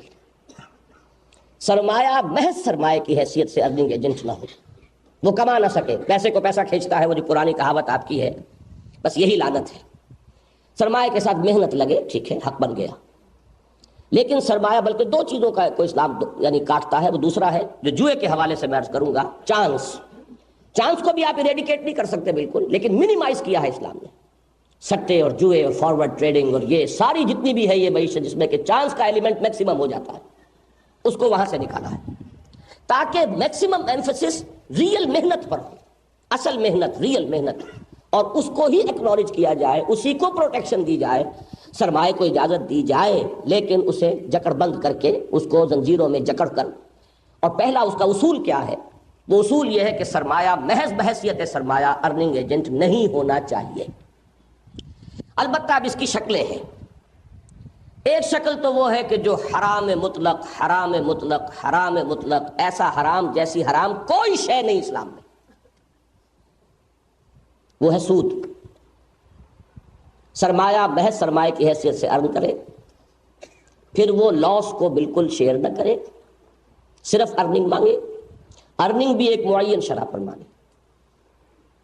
لعنت در لعنت در لعنت، یہ وہ شے ہے کہ جس کی حرمت جس شدت سے قرآن میں آئی، اسے ابھی آپ نے آیات سنی، ترجمہ سن لیا. کسی شے پر اللہ اور اس کے رسول کی طرف سے اعلان جنگ نہیں ہے، اور ریشو پروپورشن قائم کی محمد رسول اللہ صلی اللہ علیہ وسلم.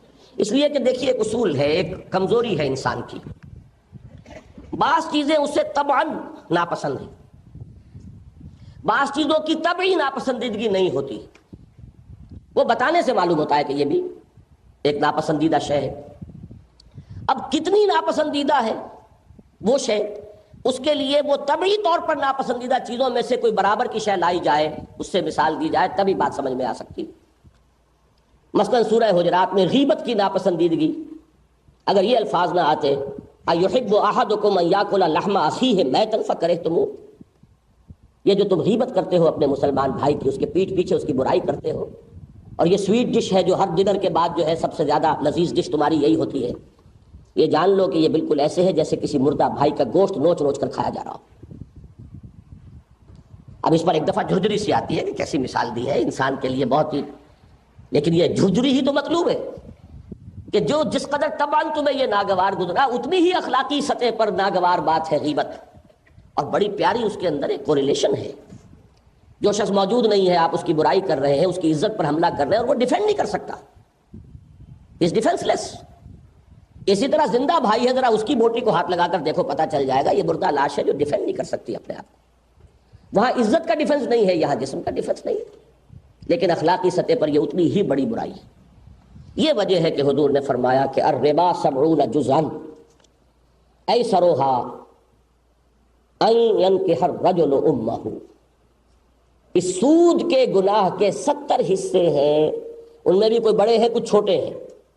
ان میں جو سب سے چھوٹا ہے وہ اس کے مساوی ہے کہ کوئی شخص اپنی ماں کے ساتھ بدکاری کرے. فلسفہ میں بیان کر چکا ہوں، بعض لوگ جو ہے ناک بھوں چڑھاتے ہیں کہ یہ کیا ہو سکتا ہے، یہ تو حضور کی مثال ہو ہی نہیں سکتی. یہ بات نہیں ہے. جب تک اتنی ہی شے جو ناگوار ہے آپ کو، جس کا ذکر کرنا بھی آپ کو ناپسند ہے، جب تک مقابلے میں وہ نہ لائی جائے، آپ کو پتہ نہیں چل سکتا کہ سود کے اندر کتنی شناعت ہے، کتنی خباثت ہے. اقبال نے کہا، ٹھیک کہا، از ربا آخر چمی زاید فتن، اس ام الخبائث کے پیٹ سے کیا چیز برآمد ہو سکتی ہے سوائے فتنے کے. کس نداند لذت قرض حسن، ابھی میں اس کا ذکر کروں گا. قرض حسن کی لذت لوگوں کو معلوم ہے، قرض دے کر سود لینا چاہتے. از ربا جاں تیرا دل چوں خشت و سنگ، اس سود سے انسان کا باطن تاریک ہو جاتا ہے اور دل اینٹ اور پتھر کی طرح سخت ہو جاتا ہے. آدمی درندہ بے دندان و چنگ، اور انسان سود خور انسان بھیڑیا بن جاتا ہے، اگرچہ اس کے پنجے بھیڑیوں والے نہیں ہوتے اور اس کے دانت جو ہے وہ بھیڑیوں والے نہیں ہوتے، حقیقت میں بھیڑیا ہوتے. یہ ہے اصل شے کنٹرول کر رہی ہے کیپٹلزم کو. اس سے نیچے آئیے، بعض چیزوں میں یہ دنیا کا نظام ہے، اس کو چلانے کے لیے جائز قرار دیا گیا ہے. سرمایہ بحیثیت سرمایہ ارننگ ایجنٹ بنتا ہے، لیکن کن شرائط کے ساتھ؟ چین وہاں بھی کیا گیا. مزاربت، آپ کا سرمایہ دوسرا شخص کام کرے، لیکن نقصان ہو تو ٹوٹل آپ کا ہوگا، ورکر پر نہیں. عامل کو پورا تحفظ ہے، سرمایہ کے اوپر جائے گا سارا لاس، ہاں نفع ہو تو اس میں سے حصہ لے سکتے ہو، اور یہ بھی گھٹیا بات ہے در حقیقت، اس کو بھی مکروہ کہا جائے گا، اگرچہ جائز ہے، مکروہ ہے بھی جائز ہوتی ہے لیگل۔ پسندیدہ تو یہ ہے کہ اگر وہ آپ کا فاضل سرمایہ تھا اور آپ کا بھائی جو ہے وہ اس لیے محتاج ہے کہ اس کے پاس سرمایہ نہیں ہے، دو اسے، تمہارا فاضل سرمایہ تھا۔ دیکھیے میں ایک لفظ استعمال کیا کرتا ہوں، سرپلس ویلیو، مارکسسٹ تھیوری کی سرپلس ویلیو کچھ اور ہے، میں تو صرف ایک لفظ استعمال کر رہا ہوں، عفو، وہ جو بات آئی تھی قل العفو، جس پر ہمارا موجودہ جو نظام ہے وہ بہت زور دیتا ہے، بچت بچت بچت بچت۔ چلیے آپ نے بچت کی، آپ ملازم ہے، آپ کی تنخواہ ہے، گزارا ہو رہا ہے، بچت ہو گئی، یہ عفو ہے آپ کا۔ اب اس عفو کا ایک مصرف تو وہ ہے جو ہائیسٹ اسپرچول لیول پر سجیسٹ کیا گیا کہ یہ آپ کا ہے ہی نہیں، دے ڈالو، بچاؤ اپنے آپ کو، اس کی نجاست سے دھو دو اس گندگی کو جتنی جلدی دھو سکو۔ اخلاقی اور روحانی سطح پر یہ گندگی ہے۔ اس سے کم تر لیول یہ ہے کہ چلو قرض حسنہ دے دو، اس کو رقم دے دو، دوسرے بھائی کی گاڑی رکی ہوئی ہے، اس کو دے دو کہ وہ اپنا پہیہ چلا لے، سٹارٹ کر لے، پھر تمہیں اپنی اصل رقم واپس کر دے، یہ قرض حسن ہے۔ تو اخلاقی لیول پر بھی دو ہو گئے، ایک ٹاپ پر ہے اور ایک اس کے نیچے قرض حسن ہے۔ اگر نہیں اتنی ہمت ہو رہی، بہت ہی تنگ دل ہو، تو دل ما تنگ شدس جمع اسباب، غلط کردم پریشانی کو جائی، کہ مال جمع کر کے دل تنگ ہو جاتا ہے۔ اگر اتنی تنگ دلی آ گئی ہے، چلو قرض حسن دے دو۔ یہ بھی نہیں، بہت ہی گھٹیا ہو گئے ہو تو پھر مضاربت ہے، اس سے نیچے نہیں، اس سے نیچے جاؤ گے تو سود ہے، جس سے زیادہ حرام شے اور کوئی نہیں۔ عقائد میں جو معاملہ شرک کا ہے وہی معاملہ اعمال میں سود کا ہے۔ ہمارے نزدیک سب سے بڑی شے زنا ہے، لیکن یہ زنا جو میں نے ابھی حدیث آپ کو سنائی اس کو 100 سے ضرب دیں تو سود بنے گا۔ یہ ہے پہلی تدبیر، مضاربت کو جائز کیا گیا ہے، لیکن یہ بھی تھرڈ لیول ہے، پاس پرسنٹیج ہے، نہ سیکنڈ ڈویژن نہ فرسٹ ڈویژن۔ فرسٹ ڈویژن میں تو یہ کہ دے دو قول العفو، اس سے کم قرض حسن، از ربا آخر چنی زائد فتن کس ندانت لذت قرض حسن۔ اچھا یہ بھی نقطہ نوٹ کیجئے، پہلا بھی قرض حسن ہی ہے، وہ اللہ کو قرض حسنہ ہے، اگر آپ نے دے ہی دیا تو اللہ کو قرض حسنہ دے، ان تقرضوا اللہ قرضا حسنا یضاعف لکم ویغفر لکم، اگر تم اللہ کو قرض حسن تو اس کے معنی کیا، لینا ہی نہیں، واپس دے دیا آپ نے۔ چلو دوسرا لیول کم تر یہ ہے کہ قرض حسن یہ بھی ہے کہ جس کو دے رہے ہیں اس سے اپنی اصل رقم واپس لے لینا، لیکن تیسرے درجے پر آئے تو اب ایک گھٹیا بات ہے، لیکن یہ گھٹیا جائز ہے، مضاربت کر سکتے ہو، کہ نقصان ہو تو پورا کا پورا تم جھیلو، البتہ نفع میں سے بہت ہی گر گئے ہو تو چلو لے لو اپنے بھائی کی محنت کا کچھ حاصل، اور اس سے آگے جاؤ گے کہ صاحب میں تو لوں گا صرف نفع، نقصان تم جانو، تمہارا کام جانے، اور میں تو اس میں سے ایک خاص شرح پر لوں گا، تو یہ ہے وہ شے کہ جس سے زیادہ کوئی شے اسلام کے نظام قانونی میں حرام نہیں۔ اب اس میں مسئلہ آتا ہے زمین کا۔ اس پورے کو جو میں نے 4 سطح آپ کے سامنے رکھی ہیں، ان کو سامنے رکھیے۔ نمبر 1 دے دینا، یسألونک ماذا ينفقون قل اللہ، اللہ کو قرض حسن۔ دوسرا قرض حسن، بندے کو قرض حسن دے دو، پیسہ تمہارا رہے گا، اس کے اوپر ملکیت تمہاری موجود ہے، جیسے کہ ابھی آپ نے پڑھا فلکم رؤوس اموالکم لا تظلمون ولا تظلمون، راس المال تمہارا جو ہے اس پر تمہارا حق رہے گا، واپس لے لو۔ تیسرا وہ مضاربت کی، اگر کمائی کرنا چاہتے ہو تو چلو یہ بھی جائز ہے، لیکن رزق پورا کا پورا تمہارا ہوگا، ورکر کا نہیں ہوگا۔ چوتھا سود ہے جو انتہائی حرام۔ اب زمین پر اس کو اپلائی کیجیے۔ زمین کا ربا اصل میں یہ پہلا ربا تو پھر بھی کچھ نہ کچھ لوگوں کو معلوم ہے، چاہے کھا پی رہے ہوں، ہنی مریا جو بھی کر رہے ہوں، معلوم ضرور ہے کہ یہ حرام ہے، یہ سود ہے۔ ہماری بدقسمتی ہے کہ ہمارے دور اول کے بعد جب ملوکیت اور جاگیرداری کا دور آیا، یہ سرے سے ذہنوں سے نکل گیا۔ اب آئیے یہاں جو ایک تو یہ ہے کہ آپ کی اپنی زمین ہے، آپ کاشت کر رہے ہیں، فبیہا کیجئے، ملکیت کا حق جو ہے لیگل لیول پر اسلام تسلیم کرتا ہے۔ آپ کا اپنا سرمایہ ہے، آپ کام کر رہے ہیں، کوئی حرج نہیں ہے۔ مسئلہ تو پیدا ہوتا ہے سرمایہ کسی کا، کام کوئی اور کرے، وہاں سود کا مسئلہ یا مضاربت کی شکل پیدا ہوئی۔ آپ کی زمین ہے، آپ کھیتی کریں، محنت کریں، جو پیدا ہوا اس میں سے عشر دے دیں، اللہ خیر صلی اللہ، باقی آپ کی جائز جو ہے وہ کمائی ہے۔ اب سوال یہ ہے کہ ایک شخص کے پاس زمین ہے، وہ خود کاشت نہیں کرتا، دوسرا ہے لینڈ لیس پیزنٹ، وہ کاشت کار کرے، اور وہ پھر بٹائی مزارعت جو بھی اسے آپ کہیں اس کے اصول پر زمیندار بھی اس میں سے حصہ لے. اب قیاس کیجئے یہ کس پر آئے گا؟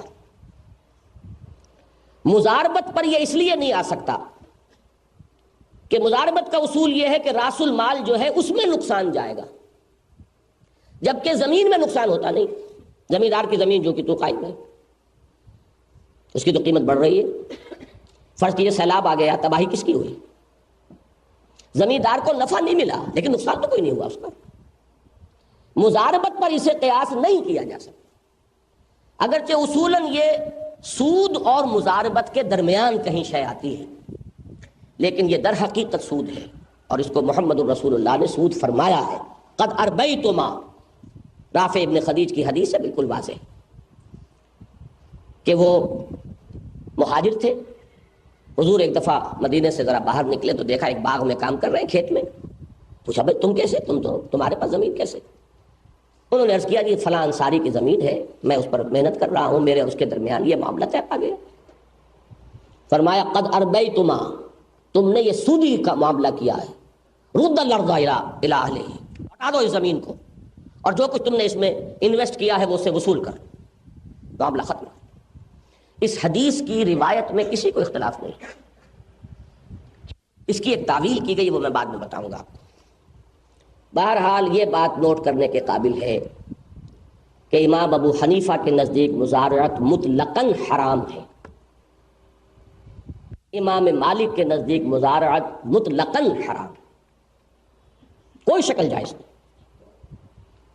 یہ دونوں کون ہیں اس کو نوٹ کر لیجئے. ہمارے ہاں یہ دو مکتبہ فکر شروع سے چلے ہیں، ایک اصحاب الرائے، ایک اصحاب الحدیث. اصحاب الرائے وہ شمار ہوتے ہیں کہ جو زیادہ قیاس غور و فکر کر کے ایک حکم کی علت معلوم کریں گے، اس پر قیاس کریں گے، دوسرے حکم کو منطقی طور پر اس سے اخذ کریں گے، وہ اصحاب الرائے. اصحاب الحدیث کا ذوق یہ تھا کہ صاحب یہ اس کھکیڑ میں ہم نہیں پڑھتے، ہم تو حدیث پر عمل کریں گے، جو مل گئی جیسی مل گئی، کمزور سے کمزور ضعیف بھی ہمارے اجتہاد سے تو بہتر ہے نا. یہ ذوق کی بات ہے. اور میں یہاں بیان کر ہی دوں، اس کی بڑی پیاری مثال ہے حضور کی سیرت میں. حضور نے غزوہ احزاب میں جیسے ہی غزوہ ختم ہوا اور وہ فوجیں چلی گئیں تو حضور نے حکم دیا مسلمانوں کے کو ابھی تو بنو قریظہ کو سزا دینی ہے. بلکہ تفصیل تو یہ ہے کہ حضرت جبرائیل نے آ کے عرض کیا کہ اے اللہ کے رسول، آپ نے ہتھیار کھول دیے، ہم نے تو ابھی ہتھیار نہیں کھولے، ابھی تو بنو قریظہ کو جو ہے سزا دینی. تو حضور نے بھی حکم دیا صحابہ کو تیاری کرو، اور حکم یہ دے دیا کہ کوئی شخص عصر کی نماز یا مغرب کی نماز وہاں پہنچے بغیر نہ پڑھے. یہ الفاظ تھے حضور کے. اب کچھ لوگ تھے، کچھ تو پہنچ گئے. مقصد کیا تھا اصل میں کہ اس وقت سے پہلے سب وہاں جمع ہو جائیں. ہوا یہ کچھ لوگوں کو راستے میں وقت ہو گیا، نماز اب قضا ہوتی نظر آ رہی ہے، انہوں نے کہا کہ پڑھ لینی چاہیے نماز. انہوں نے علت دیکھی حضور کے حکم کی کہ حضور نے جو فرمایا تھا تو اصل میں پیش نظر تھا کہ ہم جلد سے جلد وہاں پہنچ جائیں. اب پہنچ تو ہم نہیں پا رہے تو نماز کو قضا کیوں کریں. دوسروں نے کہا نہیں صاحب، حضور نے فرمایا کہ نہیں نماز پڑھنی جب تک وہاں پہنچ نہ جاؤ. ہم نہیں جانتے علت کیا، کس بلا کا نام ہے اور اس میں حکمت کیا ہے، اس میں 100 اختلافات ہو سکتے ہیں. ہم نے تو لٹرل جو بھی اس کا لغوی مفہوم ہے وہ لینا ہے. تو چنانچہ کچھ لوگوں نے نماز نہیں پڑھی، وہاں جا کر پڑھی، قضا ہو گئی، بے وقت ہو گئی. کچھ لوگوں نے تعویل کی حضور کے حکم کی اور نماز پڑھ لی. اب جب جا کر حضور کو بتایا گیا کہ یہ اختلاف ہوا تو حضور نے فرمایا دونوں نے ٹھیک کیا. تو یہ ذوق کی بات ہے. تو اب ایک ہمارے ہاں اصحاب الرائے ہیں جن کا ذوق وہ ہے علت، حکمت، غرض و غایت، مقاصد، ان کو سامنے رکھ کر اس سے پھر حکم جو ہے وہ نکالا جائے. ایک وہ ہے کہ جو حدیث رسول کو زیادہ مضبوطی کے ساتھ اور زیادہ جذبے کے ساتھ تھامنا چاہتے ہیں. تو یہ جان لیجئے، یہ ساری بحث کیوں میں نے بتائی ہے.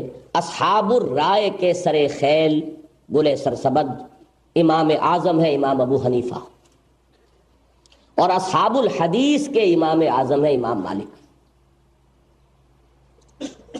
جو امام دار الہجرہ ہے، حدیث کی پہلی کتاب لکھنے والے موطا.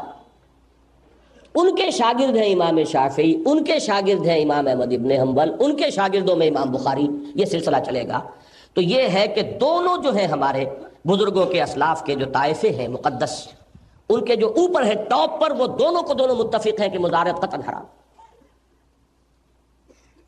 البتہ بعض کے فقہا نے اس کے جواز کا فتویٰ دیا ہے.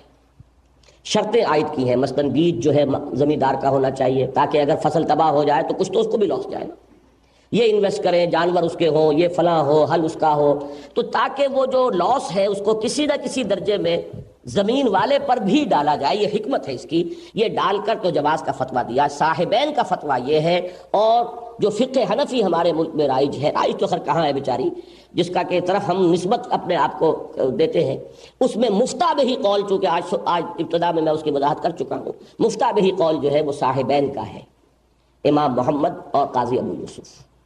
میری ہمبل سبمیشن یہ ہے کہ میرے نزدیک یہ بعد کے فقہا اور صاحبین کی رائے جو ہے وہ لا آف نیسیسٹی پر مبنی ہے۔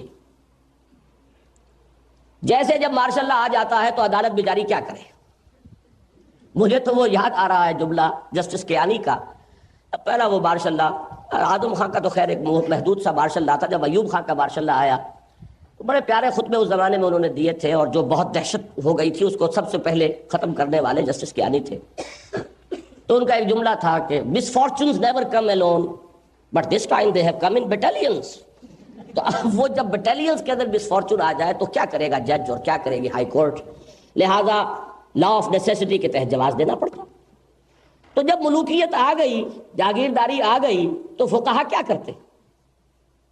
ان کا کام یہی ہو سکتا تھا اس میں جتنی خباثت کم کر سکے کرے، وہ اضافی شرائط عائد کر کے انہوں نے اس کے لیے جو بھی شکل تھی اس حالات کے ساتھ ایک مطابقت پیدا کرنے کے لیے کی ہے۔ ورنہ یہ مسئلہ ایسا ہے کہ جس میں یہ بات کہ اصحاب الرائے کے امام اعظم امام ابو حنیفہ اور اصحاب الحدیث کے امام مطلق امام اول امام مالک رحمہم اللہ دونوں متفق ہیں اس پر کہ مضارعت حرام۔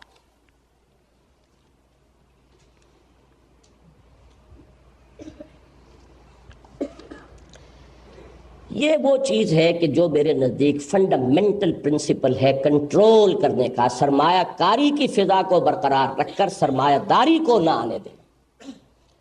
یہ وہ شے ہے کہ جو ویسٹ میں ابھی بالکل نہیں آئی۔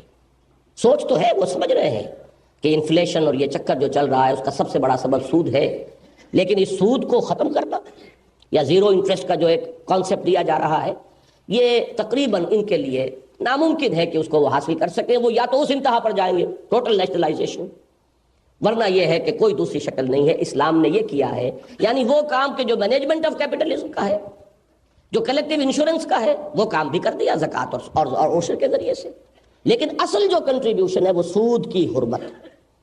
اس کے علاوہ جو ثانوی اقدام ہیں ان کو بھی ذرا تیزی کے ساتھ گن لیجیے، میرا وقت اب ختم ہو رہا ہے۔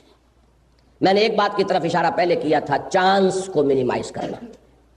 ظاہر بات ہے ایریڈیکیٹ تو آپ نہیں کر سکتے، جیسے سرمایہ کو ایریڈیکیٹ نہیں کر سکتے، سرمایہ کو چین کرنا ہے، جکڑنا ہے۔ اسی طرح چانس، وجہ کیا ہے کہ چانس کا رسک زیادہ وہ لیتا ہے جس کے پاس فاضل سرمایہ جمع ہے، اور وہ اس رسک سے فائدہ اٹھاتا ہے اور قیمتیں چڑھاتا جاتا ہے۔ فارورڈ ٹریڈنگ کے ذریعے سے لیا دیا دیا لیا لیا دیا دیا لیا، نہ کچھ لیا نہ دیا، لیکن قیمت چڑھتی جا رہی ہے۔ پھر کنٹرول کیا جا رہا ہے مارکیٹ کو، پہلے سے پوری کراپ خرید لی گئی، چیزیں کیا کریں؟ تو یہ جو احکام ہیں، جوا، قطعاً غلط، حرام، بیع کی جو شکلیں، جیسے سود کے بارے میں فرمایا کہ دعوا الربا والریبا، ربا کو بھی چھوڑ دو، اور جس میں ربا کی مشابہت آ جائے، شک آ جائے، اسے بھی چھوڑ دو۔ اسی طرح جہاں پر یہ جوا ہو اور جہاں جوئے کی کوئی آلائش آ جائے اس کو چھوڑو، دفع کرو۔ سٹا اور یہ فارورڈ ٹریڈنگ کی صرف ایک شکل جائز ہے، صرف ایک شکل، اور یہاں بھی آپ دیکھیں گے کہ سرمایہ کو چین کرنا مقصود ہے۔ فرض کیجئے آپ طے کرتے ہیں کہ اگلے سال مئی کے مہینے میں 1000 من گندم آپ مجھے دیں گے، قیمت طے ہو جاتی ہے 100 روپے من۔ یہ ایک فارورڈ ٹریڈنگ کی ایک شکل ہے، جائز ہے، بشرطے کہ اس 1000 من گندم کی پوری قیمت ابھی پے کر دیں۔ یہ نہیں کہ 5% 10% دیا اور سودا ہو۔ میں یہ عرض کر رہا تھا کہ دو چیزیں سب سے بڑی شے کہ جو سرمایہ کو جکڑتی ہے، پابند کرتی ہے، اور اس پابندی ہی میں سارا حسن ہے۔ جیسے کہ حفیظ جالندری صاحب کا شعر میں نے شاید پہلے بھی سنایا تھا کہ کیا پابند نئے نالے کو میں نے، یہ طرز خاص ہے ایجاد میری۔ تو یہ جو سرمایہ کو جکڑنے کا معاملہ ہے یہ ایکسکلوسیو ہے اسلام کے ساتھ۔ نمبر 2، چانس کا معاملہ، اس کے بنا پر کمائی۔ اب ان دو ہی اصولوں کو دیکھیں گے مختلف جگہ سے اپلائی ہوئے ہیں. میں صرف اس وقت گنتی کر رہا ہوں کہ مثلا یہ فارورڈ ٹریڈنگ کی ایک ہی شکل جسے بیع سلم کہتے ہیں. اگر مستقبل کا سودا ہے تو ایک سائڈ کی پیمنٹ فل ہونی چاہیے, تب وہ بیع سلم جائز ہے, ورنہ کوئی مستقبل کا سودا جو ہے وہ اگر اس کے بغیر کیا جائے گا وہ اسلام میں حرام ہے. اسی طریقے سے کھڑی فصلوں کے, باغوں کے پہلے سے سودے حرام, جنس آئے تب سودا ہو, حاضر مال یدم بے یدن. اسی طریقے سے مڈل مین کو نکالا گیا ہے جو محض سرمایہ کے بل کے اوپر خام خواہ بیچ میں بیٹھے ہوئے بغیر کسی پروڈکٹیو محنت کے کماتے. چنانچہ متعدد طرق سے حدیث آئی ہے لا یبیع الحاضر للبادی, لا یبیع الحاضر للبادی, لا یبیع الحاضر للبادی. متعدد طرق سے حدیثیں یہ کئی ہیں کہ کسی صحابی سے مروی ہے ایک چین سے تو وہ علیحدہ حدیث شمار ہوگی, دوسرے صحابی سے کسی اور کے راستے سے آئی ہے وہ علیحدہ حدیث شمار ہوگی. متن ایک ہے, روایتیں کئی, کہ کوئی بھی باہر کے آنے والے کے سامان کو کسی شہر کا رہنے والا فروخت نہ کرے, وہ خود بیچے آ کر یا آپ خرید لیں. پھر یہ کہ آگے جا کر سودا نہ کرو, مارکیٹ میں آنے دو مال, پہلے سے شہر سے باہر جا کر ان کے ساتھ سودا کرنا ناجائز, مارکیٹ میں آئے مال. اب یہ جو آڑت چل رہی ہے اور کس قدر بڑا یہ نظام ہے ہمارے ہاں, اور اس قدر نامعقول نظام ہے کہ دو طرف سے آڑت لے رہے ہیں. زیادہ سے زیادہ جب میں نے بہت تحقیق کی اس لیے کہ ایک تو لطیفہ ہے وہ میں نے لکھا ہوا بھی اپنے اس کتابچے میں. یہ کتابچہ اگرچہ حاضری ہماری توقع سے زیادہ ہے, کچھ نسخے ہم لے آئے تھے, انشاءاللہ کچھ لوگوں کو ضرور آج یہاں ہدیتاً پیش ہو جائے گا. چھوٹا سا کتابچہ ہے لیکن اسی میں یہ سارے اصول موجود ہیں. تو یہاں ایک شیخ الحدیث, ان کا اب انتقال ہو گیا, میں بڑا ادب کرتا ہوں ان کا, ان کے ہاں میں ملنے گیا تھا, درس ہو رہا تھا, یہی حدیث اس میں بار بار مختلف طرق سے آئی اور حدیث کا درس بھی دے دیا اور دعا بھی مانگ لی, ختم ہو گیا سبق. تو میں نے پوچھا کہ حضرت اس حدیث کی روشنی میں آڑت کے بارے میں کیا حکم ہے؟ تو مجھ سے پوچھتے آڑت کیا ہوتی ہے. اب یہ یا تو مفتیانہ انداز تھا کہ اصل میں فتویٰ ہوتا ہے صورت مسئلہ پر, آپ جو بھی جس طرح نیریٹ کریں گے اسی کے مطابق قانونی بات بتائی جائے گی, یا واقعی لا علمی تھی یا تجاہل عارفانہ تھا, واللہ عالم.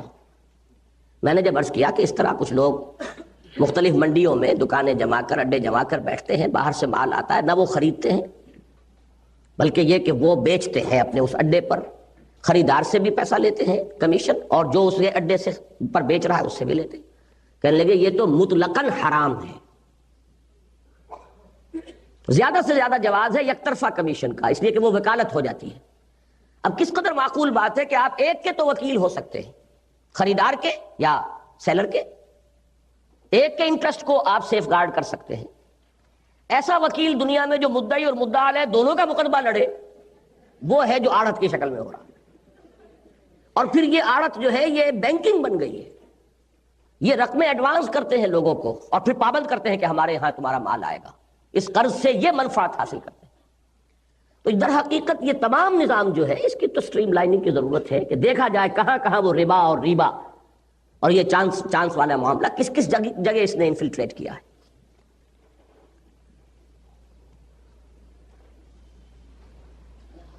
اس سے آگے جو ہے فضول خرچی کی ممانعت, ان المبذرین کانوا اخوان الشیاطین, سیکس کو ایکسپلائٹ کر کے کمانا, یہ جو مختلف ذرائع ہیں, شراب اور منشیات کے کاروبار سے کمانا, سب حرام مطلق کے درجے کے اندر. ان تمام چیزوں کو ذہن میں رکھیے کہ پورا معاشرہ, ایک پورا نظام جو ہے اس کو ویژولائز کریں گے, تب اس کی برکتیں جو ہیں ایک دوسرے کو کمپلیمنٹ کرتی ہیں یہ تمام چیزیں, تب اس کے نتائج جو ہیں وہ برآمد ہوتے ہیں. پھر احتکار, آپ مال روک نہیں سکتے, معمول کے مطابق آپ نے سٹاک کیا ہے, سٹاک اور شے ہے, ہولڈنگ اور شے ہے. ہولڈنگ حرام مطلق, اس کی اجازت آپ کو نہیں. ہولڈنگ بھی در حقیقت سرمایہ کا کھیل ہے, ننگا ناچ ہے. آپ کے پاس سرمایہ ہے, آپ نے زیادہ مال جو ہے روک لیا ہے, مارکیٹ کو کنٹرول کر رہے ہیں. تو میں پھر وہ عرض کر رہا تھا کہ اصل شے پرنسپل کو سمجھ لیا جائے. جب محترم ڈاکٹر صاحب, میں اسے اپنا شرف سمجھتا ہوں کہ آج آپ کی گفتگو سننے کا موقع ملا. اور یہ بھی جانتا ہوں کہ اپنی مصروفیت کی وجہ سے ہو سکتا ہے کہ دوبارہ پتہ نہیں کتنی مدت بعد اس کا موقع ملے، اس لیے کہ آپ انقلاب کی بات کرتے ہیں اور اسلام کے حوالے سے بات کرتے ہیں۔ اسلام ساری دنیا کے لوگوں کو قبول ہے، دنیا کی بڑی بڑی طاقتوں کو قبول ہے، لیکن وہ اسلام قبول نہیں ہے جو انقلاب کی شکل میں ہے۔ اس لیے آپ مسلمانوں کے لیے، اس ملک کے لیے بہت قیمتی ہیں، آپ کی تحریک بہت قیمتی ہے۔ اور مجھے اجازت دیجیے کہ میں اس سوال سے پہلے جو میں آج کی گفتگو کے حوالے سے کرنا چاہتا ہوں، کچھ باتیں ضروری لیکن جنرل بھی آپ سے کروں۔ جناب والا، آپ نے فرمایا کہ جب ملوکیت آ ہی گئی تو پھر اہل شریعت کیا، اہل فتویٰ دینے والے حضرات کیا کرتے ہیں؟ پھر انہیں کچھ کمپرومائز، کچھ لا آف نیسیسٹی، کچھ نظریہ ضرورت پر عمل کرنا ہے۔ جناب محترم ڈاکٹر صاحب، میری آپ سے سب سے پہلی درخواست یہ ہے کہ آپ نے اسلام کے نام سے جس انقلاب کی بات کی ہے، خدا کے لیے آپ باوجود اس حقیقت کے کہ آج بھی ملوکیت ہے، آج بھی سرمایہ داری نظام ہے، آج بھی جاگیرداری نظام ہے، لیکن خدا کے لیے انقلاب کا نام لینے کے بعد نظریہ ضرورت کا شکار نہ ہو جائے۔ جناب دوسری بات یہ ہے کہ جو باتیں آپ نے کہی ہیں وہ فی الحال نظریاتی، اس وقت تک یہ باتیں نظریات کی سطح پر جائز تھی جب تک آپ کے پاس پاکستان کے نام سے ایک اسلامی ریاست موجود نہیں۔ اب ہم ایک اسلامی ریاست میں، جس کا نام کہہ لیجیے کہ اسلامی ہے یا نہیں، پر اسلامی ریپبلک آف پاکستان، اس میں بیٹھے ہوئے یہ باتیں کر رہے ہیں۔ آج جب تک آپ کی باتیں نظریات سے آگے بڑھ کر حقائق اور اداروں کی شکل میں، پریکٹیکل ریالٹیز اور انسٹیٹیوشنز کی شکل میں سامنے نہیں آتی، اور ان کے جو پریکٹیکل ایسپیکٹس ہیں وہ سامنے نہیں آتے، اس وقت تک وہ قول آپ ہی کے وہ باتیں ہی رہیں گی، وہ حقیقتیں نہیں بنیں گی۔ اس لیے جو آپ نے حسن اتفاق سے اتنے بہت سے مبدا، اور ان میں آپ کے جانثار بھی شامل ہیں اور ہمارے جیسے دعا وہ بھی شامل ہیں، جمع کیے ہیں، تو ان میں سے کچھ کو چن کر ان نظریات کے گرد اداروں کی داغ ڈالنے کی بھی ایک ابتدا کیجیے، تاکہ جب اللہ تعالیٰ آپ کو موقع دے کہ اس انقلاب کو آپ حقیقت بنائیں تو آپ کا ممتاز اس سلسلے میں موجود ہو، اور اس وقت یہ نظریات پریکٹس میں لانے کے لیے وہی دقتیں پیش نہ آئیں جو قیام پاکستان سے پہلے اور بعد میں آئیں، کہ اسلام کا بہت نام تحریک پاکستان میں لیا گیا، لیکن جب پاکستان مل گیا تو کسی کو کچھ پتا نہیں تھا کہ اسلام کو اس مملکت میں کس طرح رائج اور نافذ کریں۔ یہ خواب جب دیکھے جاتے ہیں تو پھر حقیقتیں بن ہی جائیں۔ پاکستان بھی تو ایک خواب ہی تھا، اور خود قائد اعظم کی زبان میں انہوں نے کہا تھا it's a mad man's dream, اور پھر خود ہی سے حاصل بھی کر کے دکھا دیا۔ وہ میڈ مینس ڈریم جو تھا وہ اس صدی کے سب سے بڑے خزانے کے ہاتھوں ایک حقیقت بن گیا۔ ہماری دعا ہے، ہم آپ کے ساتھ اپنا ناچیز سا دست تعاون بھی بڑھاتے ہیں کہ آپ نے انقلاب کا اسلام کے حوالے سے خواب جو دیکھا ہے یہ حقیقت بنے، لیکن اس کو حقیقت تبھی بنایا جا سکے گا جب آپ اس کو اداروں کی شکل میں مستقل حیثیت دینے کے لیے ممتاز کر کے چلیں۔ اس حوالے سے مجھے دو باتیں آپ سے کرنی ہیں۔ ایک بات یہ ہے کہ کبھی جب اسلام پر اقبال نے سوچا تھا، اور اس کے زمانے میں روس میں ایک تجربہ ہو رہا تھا، تو اس نے جرأت کر کے یہ کہا تھا کہ ہمارے آس پاس روس میں جو ایک نیا تجربہ ہو رہا ہے اس سے اسلام کی اصل حقیقت کی جانب کچھ اشارے ملتے ہیں، اور اس سے ہمیں کچھ سیکھنے میں حرج نہیں ہونا چاہیے، اور اس کو بہت لمبی چوڑی بحثیں اقبال کے یہاں ملتی ہیں۔ خاص طور پہ ہمارے دوست پروفیسر عثمان صاحب نے کچھ اس پہ کام کیا، اقبال اور روس، اقبال اور سوشلزم، اس طرح کی چیزیں۔ لیکن میں اسی طرح آپ سے یہ کہتا ہوں جناب والا، اس ہمارے آس پاس کے زمانے میں اسلام کی دنیا میں، دنیا اسلام میں، میں پریکٹیکل جغرافیائی ٹرمز استعمال کر رہا ہوں، دو بہت بڑے تجربے ہوئے۔ ایک یہ کہ جب مولوی کا غلبہ بہت زیادہ ہو گیا تو اتا ترک کا تجربہ ہوا سیکولرائزیشن کا، اور ایک یہ ہوا کہ ایران میں ایک تجربہ ہوا کہ اس میں سب کچھ مولوی کے ہاتھ میں آ گیا۔ یہ دونوں بڑے اہم تجربے ہیں، اور جس طرح ہم کیپٹلزم اور سوشلزم کے درمیان اسلام کو ایک امت بستہ کے طور پر قرآن کی اصطلاح استعمال کرو دیکھتے ہیں، اسی طرح ان دو تجربوں کے بیچ کہیں آپ کے لیے کوئی راہ نکل سکتا ہے کہ وہ افراد و تفریح جو ایک جگہ ایک صورت میں اور دوسری جگہ دوسری صورت میں ہوئی، اس سے آپ بچ سکیں جب آپ اسلام کو ریاست کی سطح پہ نشر کریں۔ اور جناب والا، اس میں میری ایک اور ناچیز سی سبمیشن ہے کہ آپ کے افکار میں ایران کے موجودہ تجربے کے ساتھ کچھ ہمدردانہ سلوک نہیں، اور اس سے اس ملک میں آباد ایک بہت بڑی کمیونٹی جو شیعان کرام کہلاتے ہیں یا شیعان حیدر کرار کہلاتے ہیں، ان کو آپ سے کچھ گلے ہیں، اور انہیں یوں محسوس ہوتا ہے کہ شاید آپ کی سوچ اور روش کسی حد تک فرقہ واریت کا شکار ہے۔ میں سمجھتا ہوں جو باتیں میں نے آپ کی سنی اور جس حد تک ایک ناچیز سا آپ کا طالب علم میں ہمیشہ سے رہا ہوں، آپ اسلام کو مذہب کے طور پہ نہیں، فرقے کے طور پہ نہیں، بلکہ دین کے طور پہ قبول کرتے ہیں اور دین ہی کے طور پر پیش کرتے ہیں۔ پھر اس دین میں شیعان حیدر کرار کی سوچ اور فکر اور ان کے جو جائز منگے ہیں ان کی بھی کوئی گنجائش آپ رکھ کے چلیں تو میرا خیال ہے یہ بھی اسلام کے لیے ایک بہتر رویہ ہوگا۔ اور اسی طرح خواتین جو آپ سے شکایت کرتی ہیں، جناب والا، اسلام وہ دین تھا جس نے اس عورت کو جسے زندہ برگور کر دیا جاتا تھا اسے زندگی اور زندگی میں حقوق عطا کیے۔ آج پھر اسلام کے نام پر اس عورت کو دوبارہ زندہ برگور نہ کیجیے۔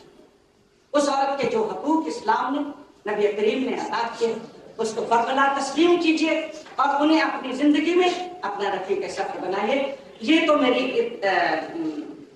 جنرل بات ہے، کیونکہ میں آپ کی تحریک کو اور آپ کے وجود کو نہ صرف پاکستان کے لیے بلکہ اسلام کے موجودہ دور میں اسلامی انقلاب کے لیے بہت قیمتی سمجھتا ہوں، اس لیے جرأت کر کے میں نے آپ سے یہ گزارش کی۔ سوال میرا سمپل ہے، انکم ٹیکس سے آپ پرہیز کرنا چاہتے ہیں اور بجا طور پہ کرنا چاہتے ہیں اور اس کی جگہ زکوٰۃ کے نظام کو نافذ کرنا چاہتے ہیں، لیکن چونکہ زمانے کی ضروریات وقتاً فوقتاً بدلتی رہتی ہیں اور قرآن عظیم نے اس بات کا اہتمام کیا ہے کہ زکوٰۃ کا ریٹ خود فکس نہیں کیا۔ یہ 2.5% جو ہے یہ قرآن کا فیصلہ نہیں، کیا زمانے کی ضروریات حالات کے مطابق، حالات کے تقاضوں کے مطابق، اگر جیسے انکم ٹیکس میں تو کمی بیشی ہو سکتی ہے، کبھی ہم ایک ٹیکس ہٹا دیتے ہیں دوسرا ٹیکس لگا دیتے ہیں، زراعت پہ ابھی تک نہیں لگایا، لگانا چاہیے، عشر اس کی جگہ لے سکتا ہے، لیکن کیا جب قرآن عظیم نے اس مسئلے پہ رعایت کرتی ہے اور اس کو فکس نہیں کیا تو کیا زمانے کی ضروریات کے مطابق زکوٰۃ کے ریٹ میں کمی یا جیسا کہ ضرورت محسوس ہوتی ہے بیشی کی جا سکتی ہے؟ میں اس سوال کا آپ سے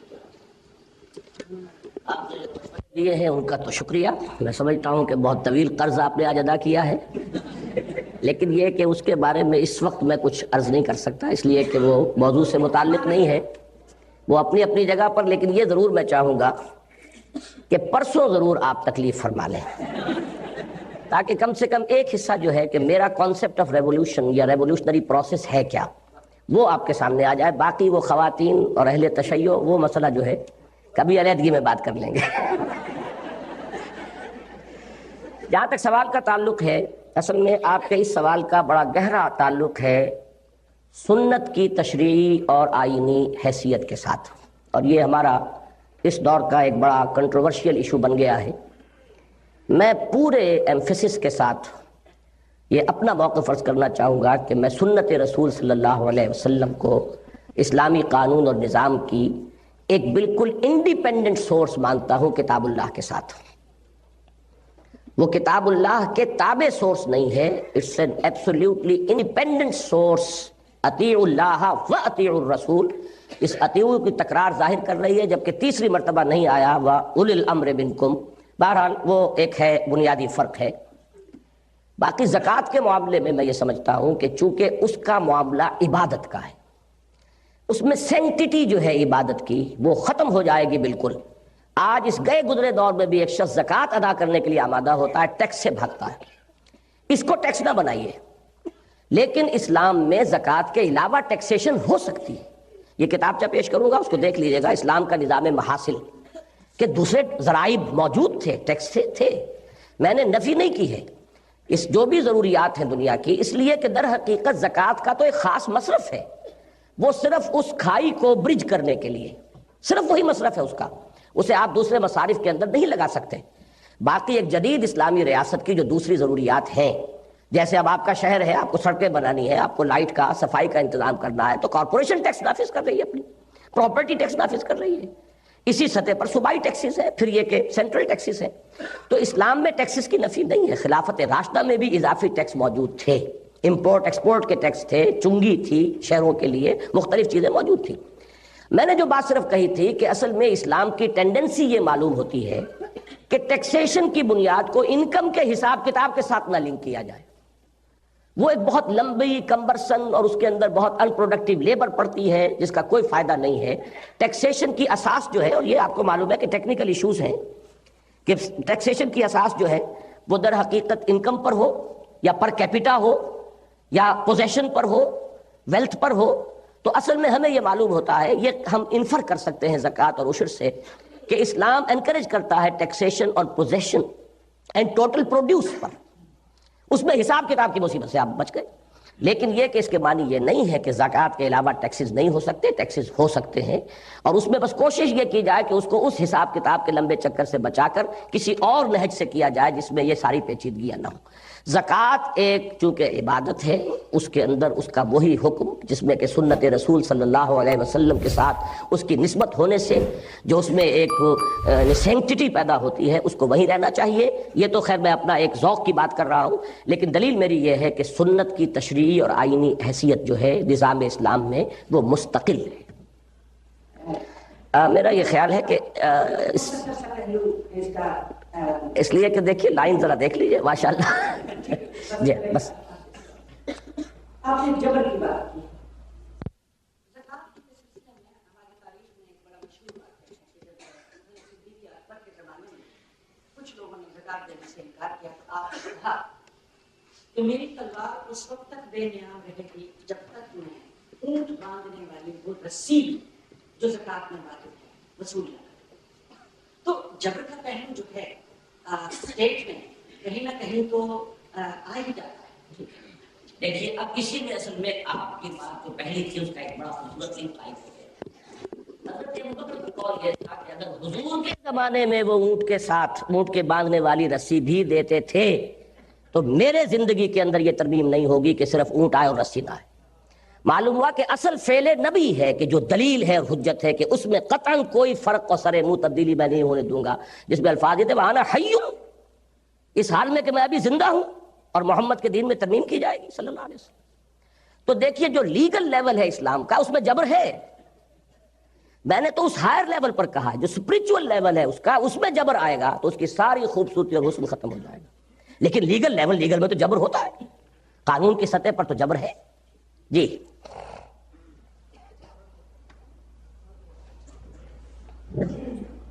ڈاکٹر صاحب میری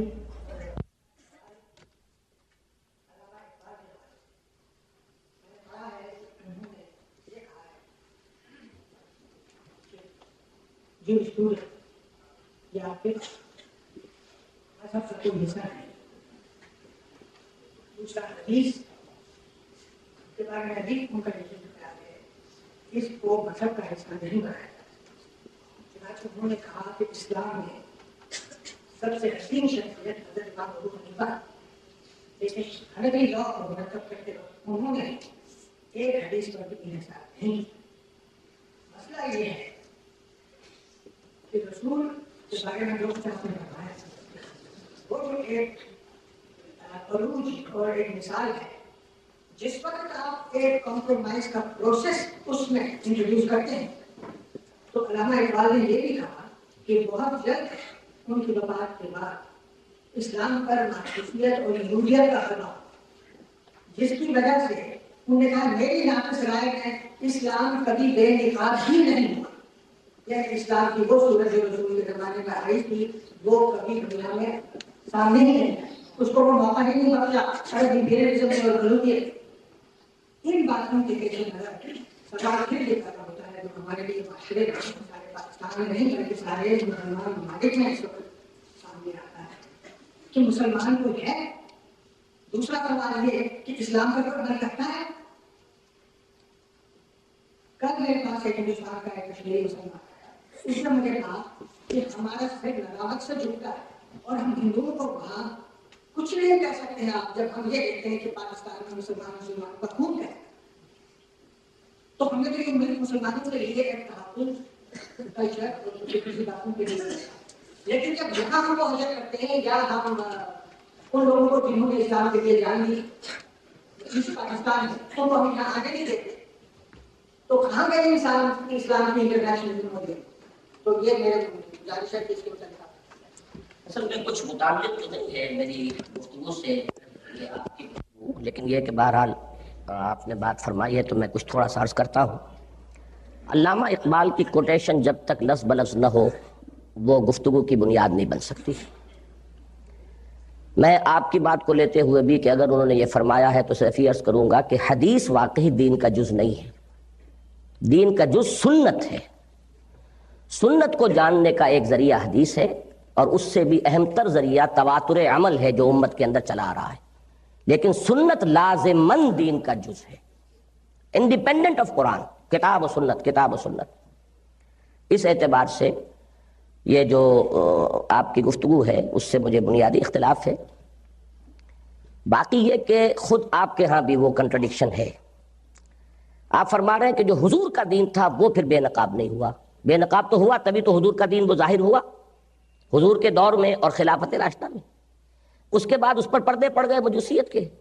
تو اصل ضرورت تو اسی حضور کے دین کی ہے, تو حضور کے دین سے اس عمل کو کیسے جدا کر دیں گے کہ جو آپ نے کر کے دکھایا ہے. یہی تو ہمیں کرنا ہے, وہی پیورٹنزم ہمیں درکار ہے کہ پیچھے ہٹو اور پیچھے ہٹو اور پیچھے ہٹو اور پہنچو محمد رسول اللہ کے دور تک. بمصطفیٰ برسا خویش را کے دی ہماؤس اگر بہو نہ رسیدی تمام بولا بیست. اور ظاہر بات ہے کہ وہی تو عمل تھا جو ہمارے لیے دلیل راہ بنے گا, جو محمد الرسول اللہ کا ہے, اسی کا نام سنت ہے. اب سنت میں سے کیا شے سنت ہے کیا نہیں ہے, یہ ٹیکنیکل بحث ہو جائے گی. کون سی حدیث قوی ہے, کون سی ضعیف ہے, کون سی مقدم رکھی جائے گی, کون سی, وہ علیحدہ بات. لیکن سنت دین کا جز ہے.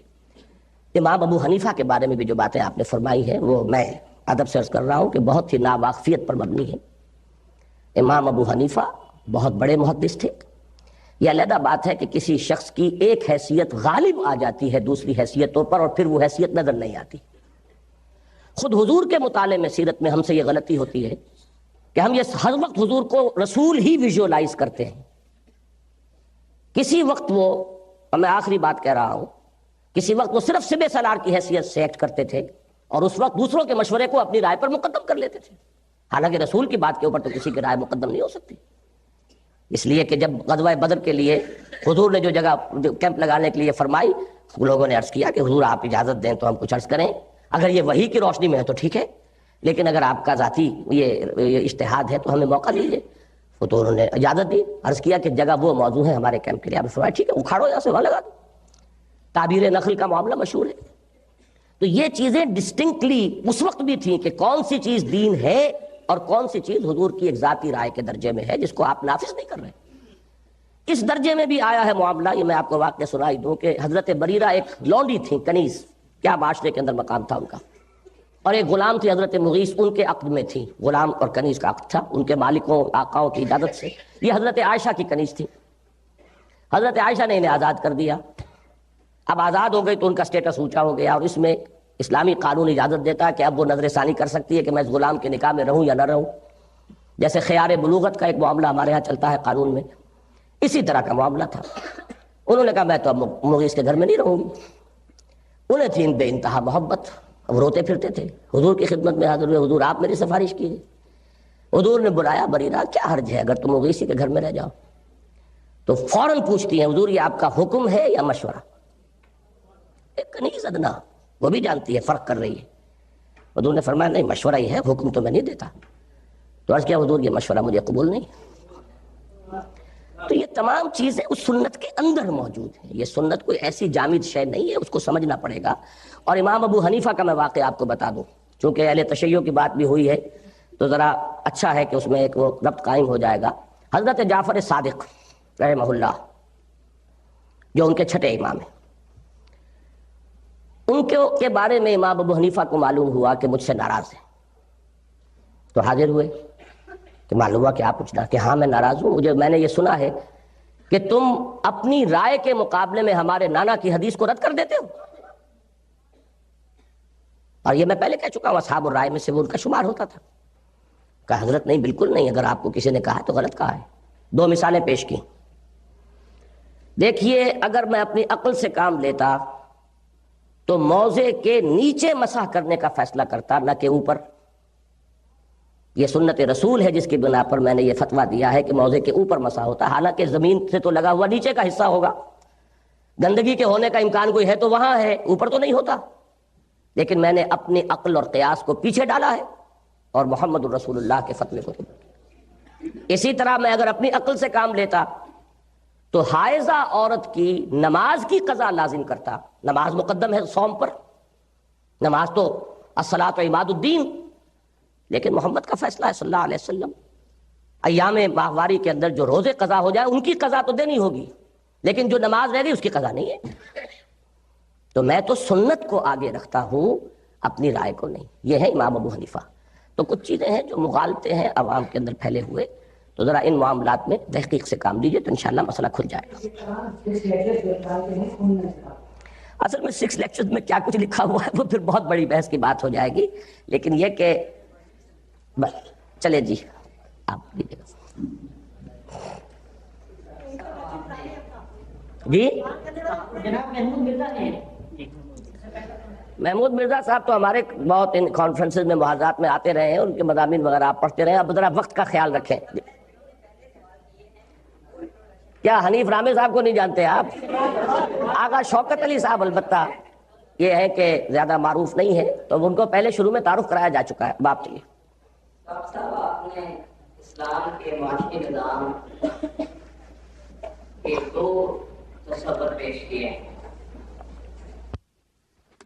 پہلا ہے اسپرچول سوشلزم اور دوسرا آپ نے بتایا ہے کنٹرولڈ اینڈ مینیجڈ کیپٹلزم۔ جو پہلا اسپرچول سوشلزم ہے اس کی آپ نے بڑی خوبصورتی سے وضاحت کی۔ میں بھی ایک اکنامک سسٹم کا طالب علم ہوں۔ میں سمجھتا ہوں کہ مختصر عرصے میں مدت میں آپ نے جو اس کے 4 اصول بیان کیے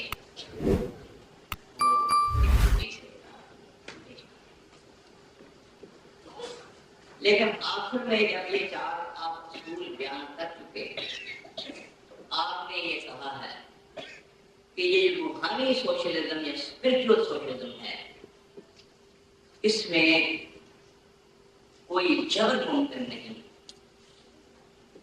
کیونکہ اگر جبر ہوگا تو پھر روحانی درجہ اور کا پیچھے چلا جائے گا۔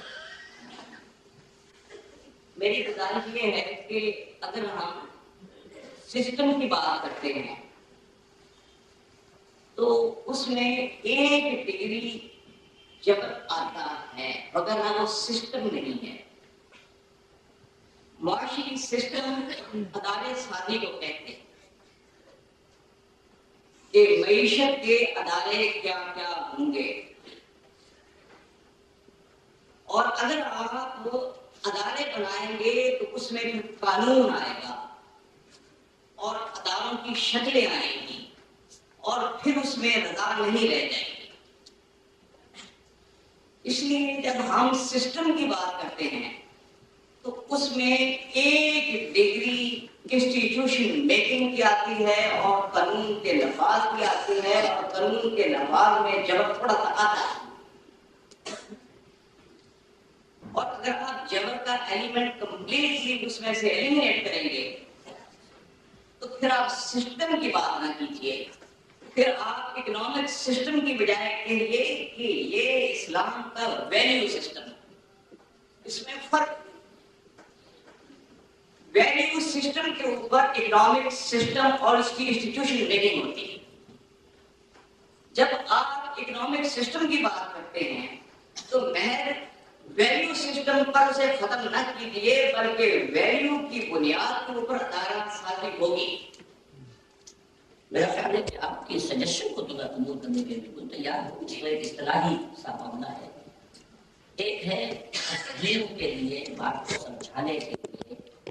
یہ اصول پوری دنیا میں مسلم ہے کہ کسی شخص کو اپنی بات سمجھانے کے لیے اصطلاح وضع کرنے کی اجازت ہوتی ہے. تو ایک نئی اصطلاح ہے جو وضع کی ہے. باقی یہ ہے کہ اس میں جہاں بھی لیگل لیول ہے وہ تو وہی ہے، کنٹرولڈ اینڈ مینیجڈ کیپٹلزم. باقی یہ اس کا انسٹیٹیوشن بھی والنٹری بن جاتا ہے. مثلا جن کی میں نے نام لیے ہیں، کیا یہ سسٹم نہیں تھا؟ فقہ ان کا خانقاہی، ہاں ٹھیک ہے، انسٹیٹیوشن نہیں، ایک منٹ ٹھیک ہے، لیکن خانقاہی نظام ایک انسٹیٹیوشن بنا ہے، موسٹ پاورفل انسٹیٹیوشن بنا ہے، لیکن والنٹریلی بنا ہے، کوئی جبر نہیں تھا اس میں. 5,000 افراد جو ہیں یہ ان صاحب کے خانقاہ میں موجود ہوتے تھے ایک وقت میں، نظام الدین اولیاء رحمہ اللہ کے. پھر ان کے خلفاء تھے جو جاتے تھے، اسی لیول پر زندگی بسر کرتے تھے. جہاں جو کر جا کر بیٹھ گیا ہے نظر آ رہا ہے. ورشن تو نہیں ہے لیکن ڈسپلن تو اس میں بھی ہے. نہیں تو لیکن وہ ہے اپنے اختیار پر، قانون ریاست اسے نافذ نہیں کر رہی بس. جی جی ضرور. جہاں تک دوسرے مینیج اینڈ کنٹرول کیپٹن کی بات کی ہے، اس میں بہت چیزیں ہیں میں نہیں جاؤں گا. میں اس میں یہ عرض کروں گا کچھ ترمیم جو سب میں سجیسٹنگ کر سکتا ہوں نہیں، کہ یہ ہماری ایک ریئل سچویشن ہے، اور کہ ہمیں یہاں پر نجی ملکیت، یقیناً میں بھی اس کا مانی ہوں، میں اپنے مضامین میں لکھتا ہوں کہ آج کی ریئل سچویشن میں یقیناً ہمیں نجی ملکیت کو قبول بھی کرنا ہوگا، مگر آپ کو اشراک بھی آئے ہیں، لیکن یہ پریگمیٹسٹ ایٹیٹیوڈ ہے. اور جو ہونا چاہیے میں اپنے خیال میں اسلام کی تعلیمات میں بیک وقت دونوں چیزیں ہیں، ایک آئیڈیل ہے اور دوسرا پریگمیٹسٹ ایٹیٹیوڈ، جیسے کہ غلامی کے لیے ہے. مجھے کوئی اختلاف نہیں اس بات سے بھی، بلکہ وہ میری ہی بات کو دوسرے انداز میں کہنے کی بات ہے. جی میں آپ سے یہ عرض کر رہا ہوں کہ آج کی گیون سچویشن میں جہاں یقیناً کردار موجود ہے پرائیویٹ سیکٹر کا اور نجی ملکیت کا، اب اس کے بعد ہمیں یہاں پر اسے اپنی جگہ کے اوپر مفاد پرستی اور استحکام نہیں دینا چاہیے، بلکہ اس پریگمیٹسٹ ایٹیٹیوڈ کو الٹیمیٹلی لے جانا چاہیے آئیڈیل کی جانب، جس کا ذکر آپ نے پہلے کیا. گویا یہ جو مینیج اینڈ کنٹرول کیپٹلزم ہے، اس کو برقرار رکھ، اس کو قبول کرتے ہوئے ایک آگے عرصے کے لیے ہمیں چلنا چاہیے اس آئیڈیل سچویشن کی طرف جو کہ آپ نے پہلے ذکر فرمایا تھا کہ اسپرچوئل سوشلزم اپنی بات. میں اس حد تک آپ کے سجیشن کو قبول کرنے سے معذور ہوں، اس لیے کہ میرے نزدیک ایک آئیڈیل ہے، اور وہ آئیڈیل ہے محمد الرسول اللہ اور ان کا دور. اس سے آگے جانے کا کوئی امکان میں نہیں پاتا. نوع انسانی کی ہائیسٹ لیپ تھی وہ جو اس وقت آ گئی، اور اس وقت جو دو چیزیں تھیں، وہ جو اقبال نے کہا ہے کہ ہر کجا بینی جہان رنگ و بو، آنکھ از خاکش برو یا دارزو، یا ز نور مصطفیٰ اورا بہاست، یا حرود اندر تلاش مصطفیٰست. یہ دوسروں کے لیے ممکن ہے کہ کلاس لیس سوسائٹی اور ایک اسٹیٹ لیس سوسائٹی کا ایک آئیڈیل پیش کر دیں. افلاطون نے جو آئیڈیل پیش کیا تھا آج تک 3000 برس ہو گئے، اس کا پتہ ہی نہیں کہ ہے کہاں. مارس کا جو آئیڈیل تھا اس کے آس پاس کہیں نہیں، اور واپس ریٹریٹ شروع ہو چکی ہے. تو اسلام کی خوبی ہی یہ ہے، اور میں نے یہی بات لکھی تھی اپنے کتابچے میں علامہ اقبال اور ہم، کہ ان کا کمال یہ ہے کہ انہوں نے آئیڈیل کو اور ریئلزم کو اور آئیڈیلزم کو جمع کیا اپنی ذات میں، اور یہ اسلام کا کمال ہے. اس آئیڈیل کے لیے والنٹری ہونا شرط لازم ہے، وہاں کہیں کوئی جبر آیا تو بات ہی ختم. البتہ اس کے لیول پر بھی کنٹرول کیجئے، کوئی زیادہ یعنی پیتھولوجیکل اوور گروتھ کسی حصے کی نہ ہو جائے. کیلا یکون دولتم بین الاغنیاء منکم، اس کو اس آبجیکٹیو کو اس طریقے سے اس قرآن اچیو کرتا ہے، اور آئیڈیل سوسائٹی وہی ہے جو محمد رسول اللہ نے قائم کی.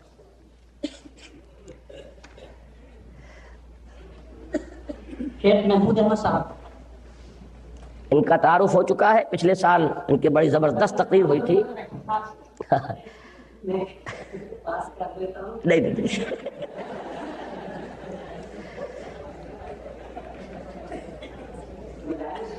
کے کہنے کو تو بہت آتے ہیں اور لیکن کچھ ایک مختصر کا پہلے ہی حکم جاری ہو چکا ہے، اس لیے جو یہ چلے کہ جو حدیث قرآن صاحب جہاں ارشاد فرما چکے ہیں ہر بات مجھے وہی کہنا اور بالخصوص یہ بات عرض کرنی ہے اگر کہ میں اپنی صورت الفاظ میں نہیں بیان کر پاؤں گا کہ مسئلہ بنیادی طور پر یہ ہے کہ سود آپ اپنے روزمرہ کے کام سے خارج کر سکتے ہیں یا نہیں کر سکتے.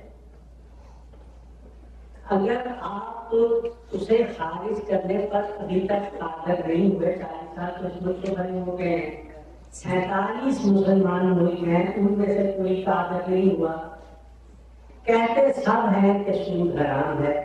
جناب نے نہایت صحیح طریقے سے اس کی شدت کی بیان فرمائی ہے، لیکن صبح سے شام تک سود بھی نظام کے اندر ہم کرتے ہیں اور جناب کا یہ بھی ارادہ ہے کہ جناب کو یہ انقلاب بھی لانا چاہتے ہیں.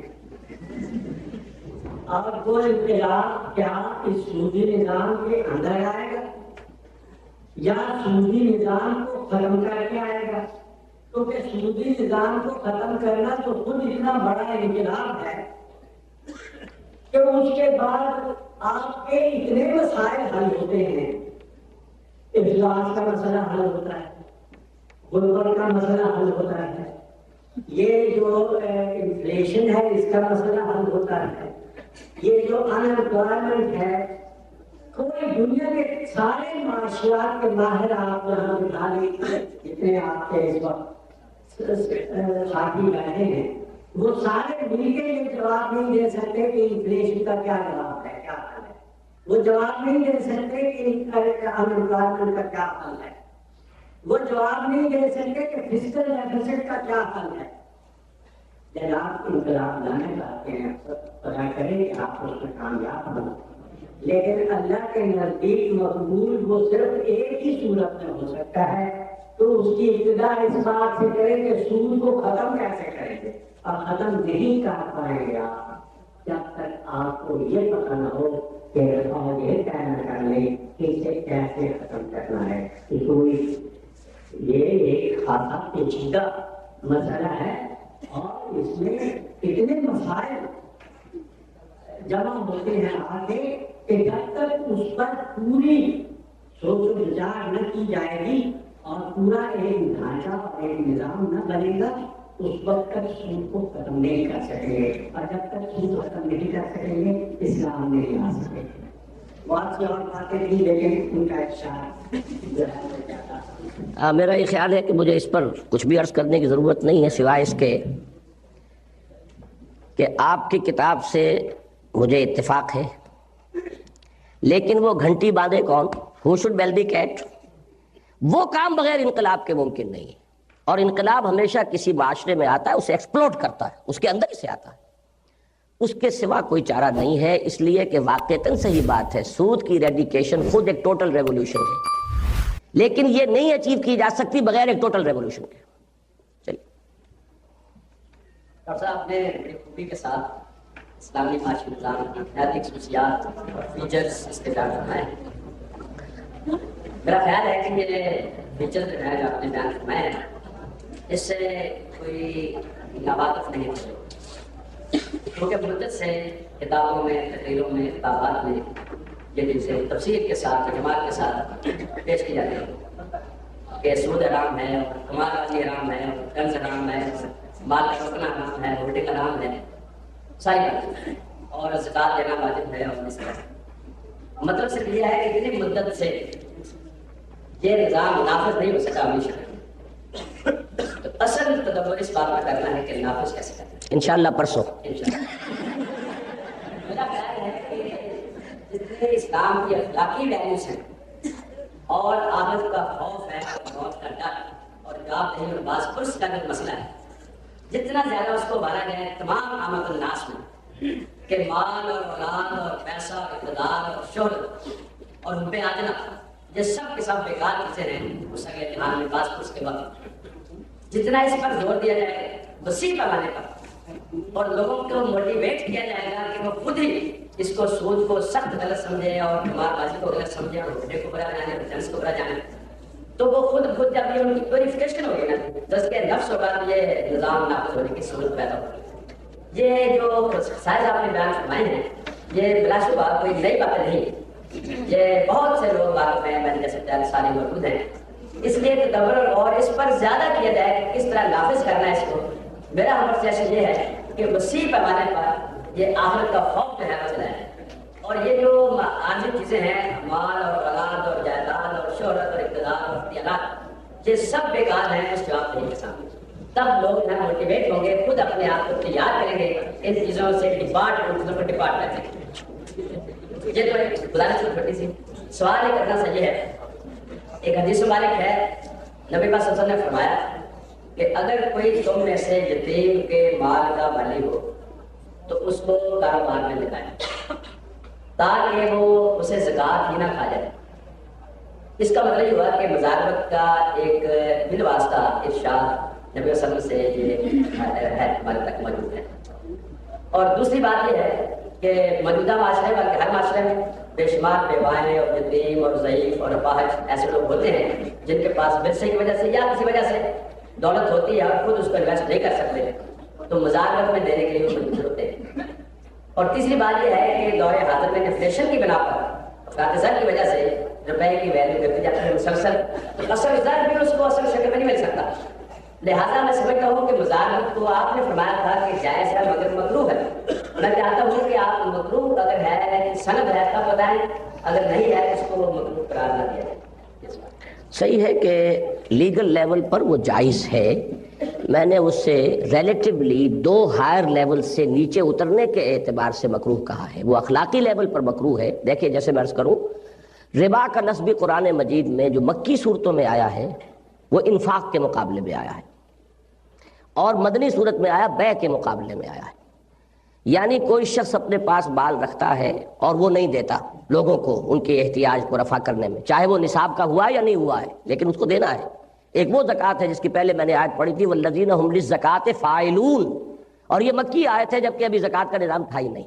ایک زکوٰۃ وہ ہے، اور ربا اس میں یہ شکل بھی ربا ہے کہ جو تم لوگوں کے مال میں دیتے ہو کہ وہ بڑھے لوگوں کی مدد سے، وہ ربا اور ہے۔ تو اصل میں یہ ریلیٹو ٹرمینالوجی ہوگی، اوپر سے نیچے آئیں گے تو وہ بنے گا۔ باقی جو باتیں آپ نے دلیل کے طور پر کہی ہیں عقلی، اس کا جواب یہ ہے کہ پورے سسٹم کو آپ ویژولائز کریں گے تو ان بیواؤں کا اور ان کا کفیل معاش ریاست موجود ہے۔ اس لیے اگر وہ فرض کیجئے کہ وہ اس کو دے بھی دیتی ہے، کوئی بیوہ اپنی پوری دولت دے دیتی ہے، تب بھی اسے یہ ڈر نہیں ہے کہ میں کہاں سے کھاؤں گی۔ وہ پورا اخلاقی جو ہے اس کے لیے راستہ کھلا ہوا ہے انفاق کا، قرض حسن کا۔ پھر یہ کہ حرام بہرحال وہ مزاربت نہیں ہے، وہ کر سکتی ہے مزاربت۔ میں اس میں جاننا چاہتا ہوں کہ مزاربت کے کراہت کی سند ہے۔ کراہت میں فقہی لیول پہ نہیں کہہ رہا، کراہت کہہ رہا ہوں اس جو اوپر کی 2 اخلاقی اور ایمانی لیولز ہیں ان کے مقابلے میں ریلیٹو ٹرم کی حیثیت سے۔ آخر میں ڈاکٹر بشیر احمد صدیقی صاحب کی درخواست ہے کہ اپنے ملاحظات یا سوالات پیش کریں۔ بسم اللہ الرحمن الرحیم۔ ڈاکٹر صاحب، آپ نے بڑے حاضرانہ انداز میں اسلام کے عدل معاشی اور کفالت عمل کے بارے میں اس کو بیان کیا۔ اس میں ایک تو میں آپ کی اس پوائنٹ کی تحسین کروں گا کہ میرے بھی اس معاملے میں بڑا حتمی موقف یہ ہے کہ رسول اکرم صلی اللہ علیہ وسلم لا گیون، وہ ایک انڈیپینڈنٹ ہے، اور اس کی سند جو ہے نا میں قرآن حکیم سے لیتا ہوں، اور اس حوالے سے وما آتاکم الرسول فخذوہ وما نہاکم عنہ فانتہوا، تو گویا کہ خود قرآن حکیم نے اس بات کی طرف توجہ دلائی ہے کہ وہ اصول جو قرآن حکیم میں بیان ہوئے ہیں ان کے علاوہ رسول اکرم صلی اللہ علیہ وسلم نے جو دیے ہیں وہ اگرچہ اللہ تعالیٰ کی طرف سے ہیں، لیکن ایک انڈیپینڈنٹ سورس کی حیثیت سے ہم اس کو پیش نظر رکھیں گے۔ اس حوالے سے ہم نہ تو زکوٰۃ کے نصاب میں کسی قسم کے تغیر کرنے کی مجاز ہے، اور میں یہ سمجھتا ہوں کہ اگر آج ہم یہ عمل شروع کر دیں اور سعودی عرب میں وہ کہے کہ یہاں کے حوالے سے 5% ہونا چاہیے، ہم کوئی کہے کہ یہاں 2% ہونا چاہیے، کوئی کہے کہ یہاں 3% ہونا چاہیے، قرآن حکیم نے اور رسول اکرم صلی اللہ علیہ وسلم کے ارشادات گرامی میں جو بات کی ہے، حضور اکرم صلی اللہ علیہ وسلم نے جب 7.5 تولے سونا مقرر کر دیا تو آپ نے پیسے مقرر نہیں کیے، تو سونا اگر زیادہ قیمت کا ہے تو اسی حوالے سے تمہارا یہ ایک پوائنٹ تھا حسین کا۔ دوسرا میرے ذہن میں یہ سوال ابھرا تھا، اور حقیقتاً یہ بہت اہم سوال ہے کہ جب کوئی مریض طبیب کے پاس جاتا ہے تو وہ اس کی علامات دیکھتا ہے، اس کے اسباب کا تعین کرتا ہے، پھر تشخیص کرتا ہے، پھر اس کے علاج تجویز کرتا ہے. تو آپ کی باتوں میں مجھے پہلی 3 تو ملی، لیکن چوتھا جو علاج پرسوں آپ نے کہہ دیا. بکرا انشاءاللہ. ایک سوال میں پہلے میں یہ کرنا چاہتا ہوں کہ زکوٰۃ اور رشد کے نظام میں آپ نے جو ارشاد فرمایا اس میں آپ انفرادی اور اجتماعی اور سرکاری سطح پر 3 جو مختلف سیکٹرز ہیں، اس میں آپ کے سامنے کیا موقف ہے، کس طرح سے اس کا یعنی اس کو عمل میں لایا جائے زکوٰۃ اور رشد کا نظام، کیونکہ آپ نے زیادہ تر حل اسی کی طرف. میں تو وہی باتیں جانتا ہوں اس میں کہ جو اموال ظاہرہ ہیں ان کی زکوٰۃ حکومت لے گی، تاکہ پرسنل جو ہے گیو اینڈ ٹیک کا معاملہ پرسنل لیول پر نہ ہو، ریاست کی کفالت. البتہ اموال باطنہ، کسی کے ٹرنک میں کوئی پیسے پڑے ہوئے ہیں، اس کے لیے تحقیق و تفتیش حکومت کے ذمہ نہیں ہے، اسے ڈال دیا گیا ہے آدمی کے اپنے آزاد اس پر مرضی پر. دکان میں مال پڑا ہے وہ اموال ظاہرہ ہے، ریوڑ ہے وہ اموال ظاہرہ ہیں، جو بھی چیز اموال ظاہرہ ہے اس کی زکوٰۃ بالجبر حکومت لے گی. اموال باطنہ کی زکوٰۃ افراد کو چھوڑ دیا گیا ہے اپنے طور پر دے. اسی سے وہ قول سمجھ میں آئے گا کہ خلافت راشدہ کے دوران ایسا ہو گیا تھا کہ لوگ اپنی زکوٰۃ لیے پھرتے تھے اور کوئی لینے والا نہیں تھا. تو اس سے اندازہ ہوتا ہے کہ شاید حکومت کا نظام نہیں تھا. بات یہی تھی کہ جو اموال ظاہرہ کی زکوٰۃ ہے وہ تو حکومت لے لی. پھر یہ کہ جو اب